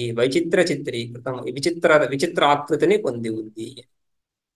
ఇక్కడ మనకి ఈ మాయా ద్వారా సృష్టి అని చెప్పడం, రైట్. ఈ రెండింటిలోనే మనకు ఈ మొదటి పాదంలో దృష్టాంతం బీజస్యాంతరివాంకురో ఇవ, బీజస్యాంతరంకుర ఇవ అని దృష్టాంతం చూపించి ఈ జగత్తు కూడా అదే విధంగా నిర్వికల్పావస్థలో ఉండి మళ్ళీ ఈ సవికల్పావస్థకు వస్తా ఉంది అని చెప్పండి. ఆ నిర్వికల్పావస్థ నుంచి సవికల్పావస్థ రావడానికి కారణం ఏముంది అంటే మాయా ద్వారా. మాయని తీసుకొచ్చేసాము ఆల్రెడీ, రైట్. మాయా కార్యము, జగత్తంతా కూడా మాయికము, మాయా కార్యము. ఈ మాయా కార్యమన్నా, మిథ్యాభూత జగత్తన్నా, అనిర్వచనీయ జగత్తన్నా, వివర్త కార్యం జగత్తన్నా, ఇవన్నీ కూడా ఇంచుమించు పర్యాయవాచకాలే. ఒక్కొక్క పదంలో ఒక్కొక్క ఆస్పెక్ట్, ఒక్కొక్క అంశాన్ని హైలైట్ చేయొచ్చేమో కానీ బట్ మౌలికంగా అవన్నీ కూడా ఒకే అర్థాన్ని చెప్తూ ఉంటాయి. ఈ సందర్భంలోనే, ఈ మాయా కల్పితం అనే సందర్భంలోనే ఈ నైయాయికాది ప్రశ్నలు వస్తాయి ఇక్కడ, రైట్. సో మాయ నుంచి ఎందుకు చెప్తున్నాము అంటే ముందు వాళ్ళు నైయాయికులు ఏం చెప్పారు? వాళ్ళు పరమాణువులు, ఇవన్నీ 4 రకాల పరమాణువులు ఉన్నాయి, అనంతకోటి పరమాణువు. పృథ్వీ పరమాణువులు అనంతకోటి, వాయు జల తేజ పరమాణువులు అనంతకోటి. కానీ 4 రకాలు. పృథివీ ఒక కేటగిరీ, జలము, తేజస్సు, వాయు 4 కేటగిరీస్. ఆకాశానికి పరమాణువులు లేవు, రైట్.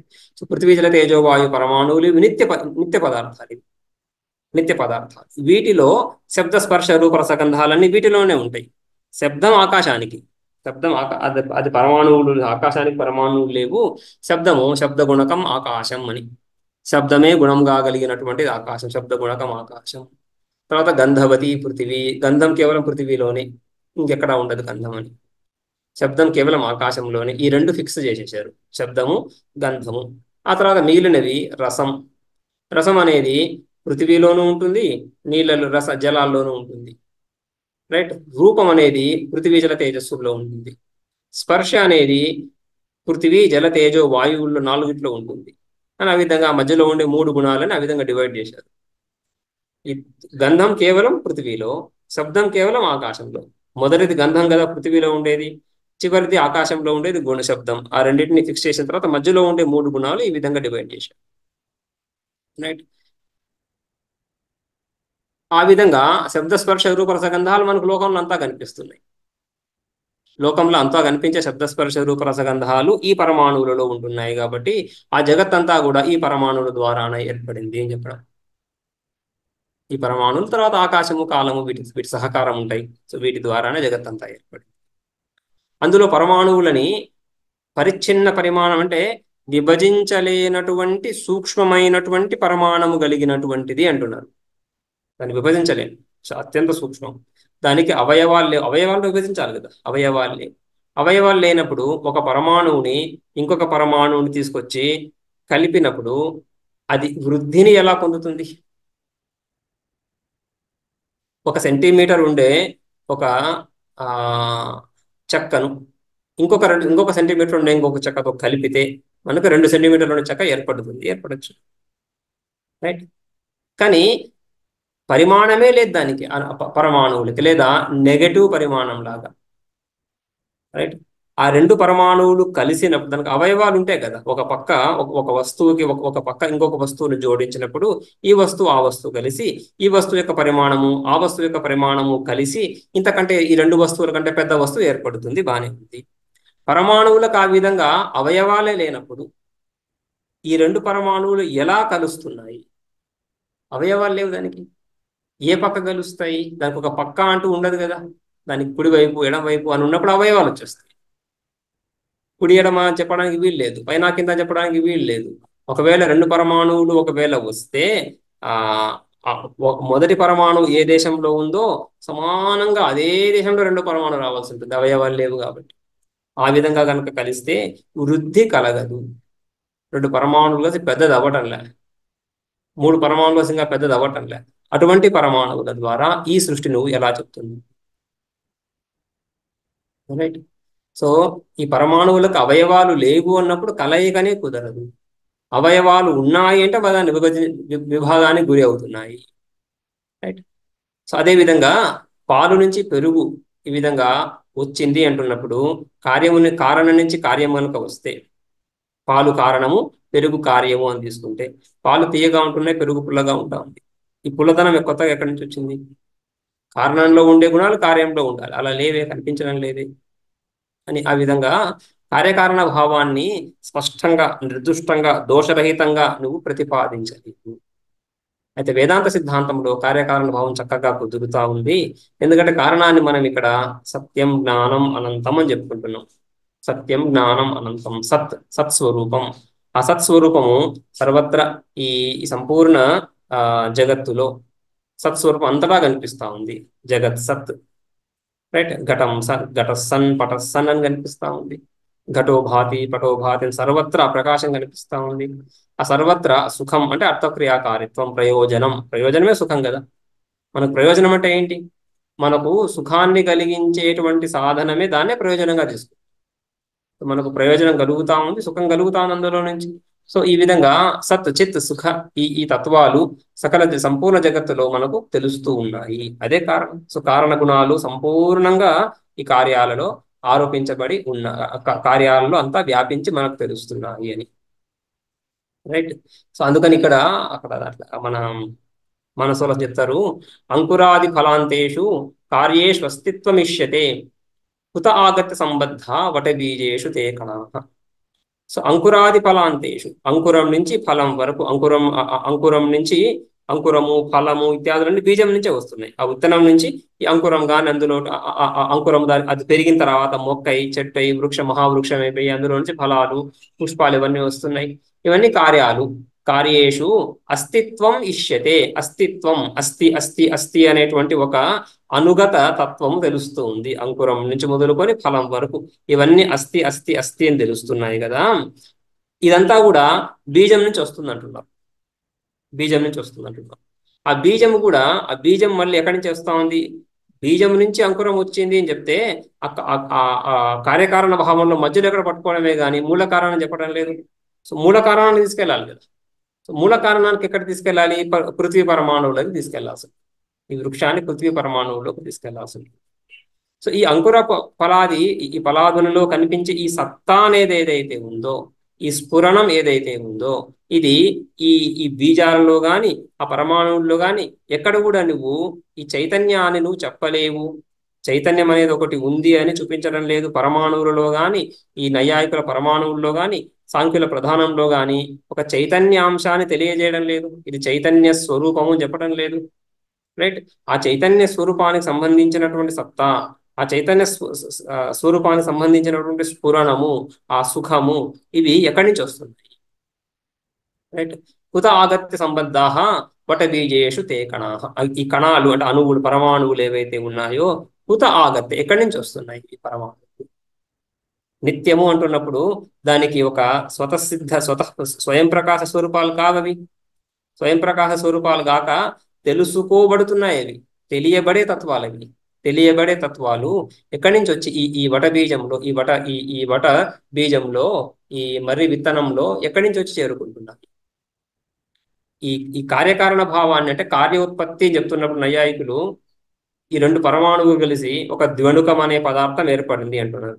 ఈ రెండు వస్తువులు కలిసి రెండు రెండు కపాలం అంటే ఈ ఘటం చేస్తున్నప్పుడు, పెద్ద పెద్ద కుండలు చేస్తున్నప్పుడు ఈ కులాలుడు పై ఊర్ధ్వ కపాలం పై భాగం, కుండ పై భాగాన్ని వేరుగా చేస్తాడు, కుండ కింది భాగాన్ని వేరుగా చేసి రెండింటిని జోడిస్తాడు. రెండింటిని తర్వాత జోడించినప్పుడు కుండ ఏర్పడతాం. రైట్? సో ఆ కుండ ఏర్పడ్డప్పుడు ఏమంటారు? ఈ కింది కపాలము పై కపాలం ఏదైతే ఉందో ఈ రెండింటి కంటే వేరుగా ఒక ఘటం అనేది ఏర్పడింది. ఘటం అనే వస్తువు ఈ రెండు భాగాల కంటే వేరుగా ఏర్పడింది. ఈ విధంగా ఈ రెండు భాగాల కంటే వేరుగా కనుక ఘటం అనేది ఒక వస్తువు ఏర్పడితే ఆ వస్తువుకి ఉనికి సత్తా ఎక్కడి నుంచి వస్తా ఉంది? ముందు అది లేకుండా ఉంది, ఘటం అనేది లేదు. లేని వస్తువు ఒక భావాన్ని, ఉనికిని పొందుతా ఉంది. లేని వస్తువు అంటే అభావమని. అభావానికి ఏ ధర్మాలు ఉండవు. అభావంలో దేన్ని జోడించలేము. ఘటాభావం ఉంది, ఘటాభావంలో కొంచెం పెద్ద చేద్దామనో చిన్న చేద్దామనో దాన్ని అలంకరిద్దామనో కుదరదు. ఘటాభావానికి ఎటువంటి ధర్మాలను జోడించడం కుదరదు. అటువంటప్పుడు దానికి ఉనికిని, సత్తాన్ని ఎలా తీసుకొస్తారు? ఎక్కడి నుంచి సత్తా వస్తుంది? అదేవిధంగా వటబీజేషు ఏ కణాః, ఆ కణాలు, పరమాణువులు ఈ వటబీజ రూపంలోకి ఎలా వస్తుంది? దీన్ని వ్యాఖ్యానించడం కుదరటం లేదు అని. అంటే ఈ విధంగా మీరు కార్యకారణ భావాన్ని నిర్ధారణ చేయలేకపోతుంది. రైట్?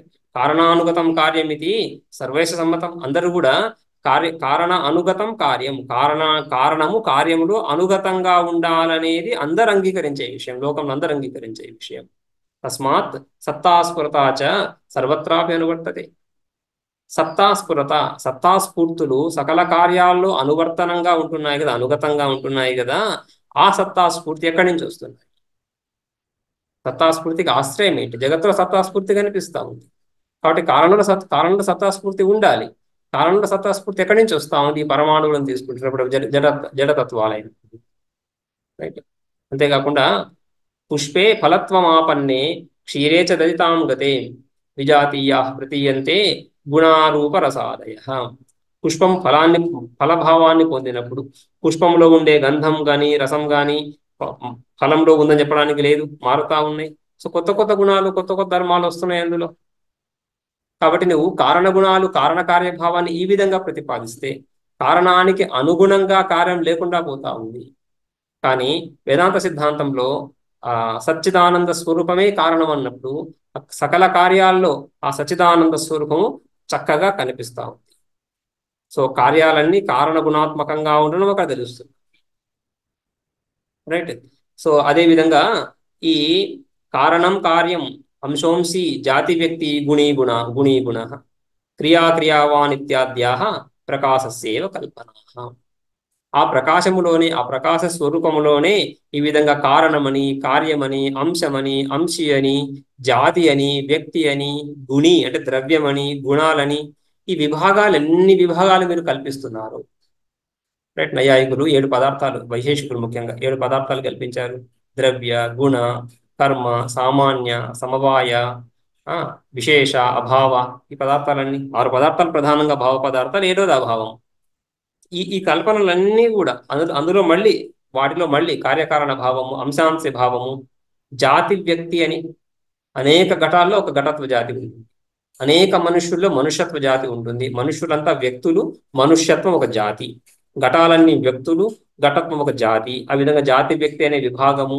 గుణాలు, వీడు తెల్లగా ఉన్నాడు, వాడు పొట్టిగా ఉన్నాడు అని ఆ విధంగా గుణాలు, గుణి అనే విభాగము. ఇవన్నీ కూడా క్రియావాన్. క్రియ, గుర్రం పరిగెడతా ఉంది. ఆ పరిగెత్తడం అనేటువంటి క్రియ ఎందులో ఉంది? ఆ పరిగెత్తడం అనేటువంటి క్రియను వేరుగా విడదీసి చూడలేము. ఎక్కడుంది? అది గుర్రంలో ఉంది. సో క్రియావాన్ ఇవన్నీ కూడా, ఈ కల్పనలన్నీ కూడా ఆ ప్రకాశ స్వరూపంలోనే, సత్స్వరూపంలోనే ఉంటున్నాయి. ఎందుకంటే ఈ సత్తా స్ఫూర్తి అనేది వీరన్నిట్లో తెలుస్తా ఉంది. కారణమస్తి, కార్యమస్తి, అంశోస్తి, అంశి అస్తి, జాతిరస్తి, వ్యక్తిరస్తి, అన్నిట్లో కూడా అస్థి భాతి ప్రియం అనే తెలుస్తూనే ఉంది. రైట్, ప్రియం మనం ప్రతిపాదించాల్సిన అవసరం లే. నైయాయికులు ఈ సత్వాలను ప్రతిపాదిస్తున్నారు. ప్రయోజనం ఉండి ప్రతిపాదిస్తున్నారా, ప్రయోజనం లేకుండా ప్రతిపాదిస్తున్నారు. రైట్, సో అస్థిభాతి ప్రియం అంతటా కూడా మనకు తెలుస్తా ఉంది. కాబట్టి ఇది ఆ ప్రకాశ స్వరూపంలోనే ఇవన్నీ కూడా ఈ విధంగా ఇది కల్పించబడుతున్నాయి. అందుకని ఆ ప్రకాశ స్వరూపం మాయాస్వరూపం, ఆ ప్రకాశ స్వరూపమే మాయా ద్వారా ఈ జగత్ కారణంగా అవుతుంది. జగత్ కారణం కానీ ఈ విధంగా ఈ ఈ ఈ ఈ పరమాణు ఇత్యాదులు జగత్ కారణాలు కావు అని చెప్పడం. చైతన్యం పరమాణువునాం ప్రధానస్యాపి నేష్యతే. ఈ పరమాణువుల్లో గాని ప్రధానంలో గాని చైతన్యాన్ని అంగీకరించటం లేదు. ఎవరు అంగీకరించారు? ఎలా అంగీకరిస్తారు? చైతన్యము ఇది ఇది ఒక పెద్ద ఇది ప్రధాన ప్రశ్న అవుతుంది. చైతన్యం అనేది నౌన్ అడ్జెక్టివ్? చైతన్యాన్ని ప్రధాన ఒక తత్వంగా తీసుకోవాలా, లేకుంటే తత్వానికి విశేషణంగా తీసుకోవాలా? నైయాయికులు విశేషణంగా తీసుకుంటారు చైతన్యాన్ని, ఆత్మకు ఒక గుణంగా తీసుకుంటారు. వేదాంతి చైతన్యాన్ని ప్రధాన తత్వము, గుణి కూడా చెప్పాం మనం ఇక్కడ. చైతన్యమే తత్వము, చైతన్యం నౌన్, ప్రధానం అదే అవుతాం. అది ఉపసర్గ గౌణం కాదు, అది ప్రధానం అవుతాం. అటువంటి చైతన్యము పరమాణువులు దాన్ని ప్రధానాన్ని కానీ చెప్పలేదు. అయితే జగత్ ఎలా ఏర్పడింది? జ్ఞానక్రియే జగత్ క్లుప్తవు దృశ్యేతే చేతనాశ్రయే. జ్ఞానక్రియే, జ్ఞానశక్తి, క్రియాశక్తి, ఈ 2 శక్తులు ఉన్నాయి పరమాత్మ చైతన్యంలో. జ్ఞానశక్తి, క్రియాశక్తి, 2 శక్తులు. ఈ 2 శక్తులు జగత్ క్లుప్తౌ చేతనాశ్రయే దృశ్యేతే. ఆ చైతన్యాన్ని ఆశ్రయించి ఈ 2 శక్తులు కనిపిస్తున్నాయి, జ్ఞానశక్తి, క్రియాశక్తి. ఆ బ్రహ్మ ఏకమాత్ర సన్మాత్ర చైతన్య స్వరూపము మాయాశక్తిని ఆశ్రయించి, ఆ మాయాశక్తి ద్వారా ఈ ఒక క్రియాశక్తి ఉత్పన్నమవుతా ఉంది. ఏంటి క్రియాశక్తి? క్రియాశక్తి అంటే కాలమే క్రియాశక్తి అది చెప్తున్న తర్వాత. కాలరూప క్రియాశక్త్యాం క్షీరాత్ పరిణమేద్ధరి జ్ఞాతృజ్ఞాన జ్ఞేయ రూపం జ్ఞానశక్త్యా భవేత్ జగత్. ఇది చాలా ఇంట్రెస్టింగ్ శ్లోకం. కాలరూప క్రియాశక్తి పరమాత్మలో చైతన్యంలో ఉండే క్రియాశక్తి ఏదైతే ఉందో అది కాలమే క్రియాశక్తి స్వరూపము. కాలం అంటే కలనము అంటే లెక్కింపజేసేది.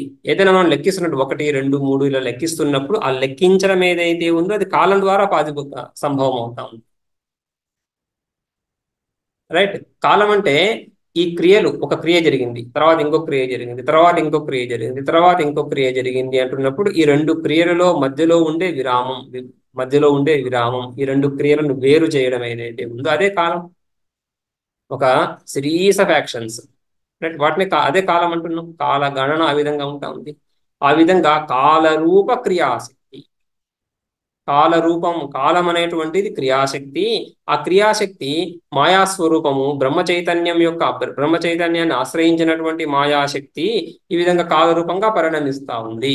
సో ఈ కాలం ఏదైతే ఉందో ఆ పరమాత్మ యొక్క క్రియాశక్తి, ఆ క్రియాశక్తి ద్వారా ఈ సకల కార్యకారణ భావాలన్నీ ఈ విధంగా ఉత్పన్నమవుతాయి. కార్యకారణ భావాలన్నీ కూడా కారణం పూర్వం, కార్యం పరం, ఉత్తరం అని కదా. కార్యం తర్వాత ఉంటుంది, కారణం పూర్వంలో ఉంటుంది. పూర్వభౌర్య విభాగం ఎక్కడి నుంచి వచ్చింది? ఆ కాలం నుంచి వస్తా ఉంది. ప్రతిదీ తగు తగు కాలంలో ఆ ఫలానా కార్యము, ఫలానా కారణము, ఫలానా కార్యంగా అవుతా ఉంది తగు కాలం. తగు కాలంలో అది ఫలానా కార్యం, కారణం కార్యంగా అవుతాం. సో ఆ విధంగా కాలశక్తి రూపంగా ఈ జగత్ అంతా కూడా, ఈ కార్యకారణాత్మక జగత్ అంతా కూడా కార్యశక్తి రూపంగా పరమాత్మ యొక్క కార్యశక్తి ద్వారా అభివ్యక్తం అవుతాం. కార్యశక్తి మళ్ళీ మాయాస్వరూపంతో, అదే మాయాస్వరూపము అదే మాయాస్వరూపము మళ్ళీ ఆ పరమాత్మను ఆశ్రయించి ఆ పరమాత్మ యొక్క ప్రతిబింబాన్ని గ్రహించి, చైతన్యం యొక్క ప్రతిబింబాన్ని గ్రహించి జ్ఞానశక్తి ఆవిర్భమవుతూ, ఆ జ్ఞానశక్తి ఏముంది? జ్ఞాతృజ్ఞాన జ్ఞేయ రూపం, ఈ తెలుసుకోవడం. ప్రపంచంలో అంతా కూడా సకల వ్యవహార అసాధారణ కారణం జ్ఞానం అని. సకల వ్యవహారాలకు, లోకంలో జరిగే ఏ వ్యవహారాలు ఉన్నాయో అన్ని వ్యవహారాలకు అసాధారణ కారణం ఏమవుతా ఉంది? అసాధారణ కారణం జ్ఞానం అవుతుంది. ఆ జ్ఞానం ఎక్కడి నుంచి వస్తా ఉంది? ఘట జ్ఞానం, పట జ్ఞానం ఎక్కడి నుంచి వస్తా ఉంది? ఆ ఒక అనుగత జ్ఞాన స్వరూపము, ఘట జ్ఞాన పట జ్ఞానాదులు అన్నింటిలో కూడా అనుగతంగా ఉండేటువంటి, ఘటపటాలు అనుగతంగా లేవు. సో ఘటపటాలను వేరు చేసి, ఘటపటాలకు వేరుగా ఒక అనుగత సామాన్య జ్ఞాన స్వరూపంగా ఏదైతే ఉందో ఆ జ్ఞాన స్వరూపం, అందులోంచి జ్ఞానశక్తి. రైట్. ఆ జ్ఞానశక్తి ఈ విధంగా జ్ఞాతృజ్ఞాన జ్ఞేయ రూపంగా అభివ్యక్తం అవుతూ ఈ జగత్ అంటే ఈ వ్యవహారం అంతా కూడా అక్కడి నుంచే వస్తూ ఉంది. సకల వ్యవహార అసాధారణ కారణం అని చెప్పుకున్నాం కదా. ఆ అసాధారణ కారణం నుంచి వ్యవహార రూప కార్యాలు ఉత్పన్నమవుతున్నాయి అని. రైట్. ఆ విధంగా భవేత్ జగత్ జ్ఞాతృజ్ఞాన జ్ఞేయ రూపం జ్ఞానశక్త్యా జగత్ భవేత్. జగత్ ఈ విధంగా ఆవిర్భవమవుతా ఉంది. మళ్ళీ ఆ జ్ఞానము రెండు రకాలు. జ్ఞానము వస్తుమాత్ర అంటే ఈ ఘటపటాలను ప్రకాశింపజేసే జ్ఞానం ఒకటి. ఆ తర్వాత నిర్వికల్పక జ్ఞానం సృష్టి కాలంలో. తదైక్షత బహుశ్యాం ప్రజాయే, అక్కడ ఎటువంటి విభాగాలు లేనటువంటి నిర్విభాగ స్థితిలో కూడా ఆ జ్ఞానం ప్రకాశిస్తా ఉంది. రైట్. ఆ తదైక్షత, పరమాత్మ సృష్టి ఆదిలో, రైట్, సృష్టి ఆదిలో ఏదైనా సంకల్పిస్తున్నాడు. బహుశ్యాం, నానాత్వాన్ని పొందుదునుగాక అని. నానాత్వాన్ని పొందుదునుగాక అంటున్నప్పుడు నానాత్వం ఉందా? అక్కడ లేదు. నానాత్వం లేనప్పుడు సంకల్పాత్మకమైనటువంటి ఒక జ్ఞానం ఉందా లేదా? జ్ఞాన స్వరూపం లేనప్పుడు సంకల్పం ఎక్కడి నుంచి వచ్చింది? అందుకనే తదైక్షత అనే పదానికి వాక్యానికి వ్యాఖ్యానం చేస్తున్నప్పుడు భాష్యకారులు చెప్తున్నారు, సంకల్ప ఇది చేతన పూర్విక సృష్టి అని చెప్పడమే అక్కడ ఉద్దేశం. అంతేగాని ఒక వ్యక్తి కూర్చొని ఈ జగత్తుని సృష్టించాలని భావించాడు, సంకల్పించాడు అని చెప్పడం లేదు మనం. సంకల్పం అంటే అటువంటి సంకల్పం తీసుకుంటే, ఒక మనిషి కూర్చొని ఈ విధంగా విచారించాడు అని సంకల్పం తీసుకుంటే బుద్ధి ఉండాలి. బుద్ధి లేకుండా సంకల్పం ఎలా వస్తుంది? సంకల్పం బుద్ధి వృత్తి రూపంగా ఉంటుంది. వృత్తి వృత్తి ఎక్కడి నుంచి వస్తా ఉంది అక్కడ? సో అందుకని అక్కడ సంకల్పం అంటే చేతన పూర్విక సృష్టి అని. చైతన్యం ద్వారా సృష్టి కానీ జడం ద్వారా సృష్టి కాదు. ఈ నైయాయికులు ప్రతిపాదిస్తుండేది జడ ఉపాదాన కారణం నుంచి సృష్టి అని. సాంఖ్యులు ప్రతిపాదిస్తుండేది జడం ద్వారా సృష్టి అని. విజ్ఞాన శాస్త్రంలో కూడా, సైన్స్ లో కూడా జడం ద్వారానే సృష్టి అని చెప్తున్నారు కదా. రైట్. ఒక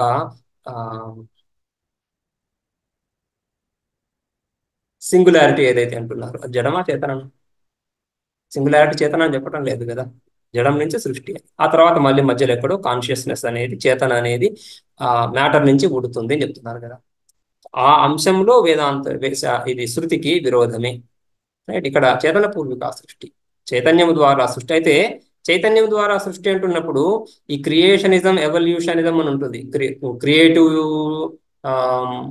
ఇంటెలిజెంట్ క్రియేషన్ వర్సెస్ ఎవల్యూషన్ అనేసి మనం ఆ దాంట్లోకి వెళ్ళట్లే. ఇంటెలిజెంట్ క్రియేషన్ ని అంగీకరించరు వేదాంతి. ఎవల్యూషన్ తో పెద్ద విభేదం ఏం లేదు, కానీ మౌలికంగా అదే జగత్ కారణం అంగీకరించడం లేదు, పరిణామాన్ని అంగీకరించడం లేదు కదా. దాంతో పెద్ద విభేదం, ఎవల్యూషన్తో పెద్ద విభేదం లేదు మనకి. అయితే ఇంటెలిజెంట్ డిజైన్ అంటే ఒక ఇంటెలిజెంట్ బీయింగ్ ఉన్నాడని, ఒక లోకంలో ఎక్కడో కూర్చొని ఉన్నాడని, వాడు ఆలోచించి నిర్మించాడు అని అలా చెప్పడం లేదు మనం. వేదాంత శృతి ఆ విధంగా చెప్పడం లేదు. తదైక్షత అంటున్నప్పుడు చేతన పూర్విక సృష్టి. సరే, ఇక్కడికి ఈ రెండు పాదాలు అయ్యాయి. తర్వాత రెండు పాదాలు రేపు చూద్దాం. ఓం సరే. ఓం శాంతి శాంతి శాంతి.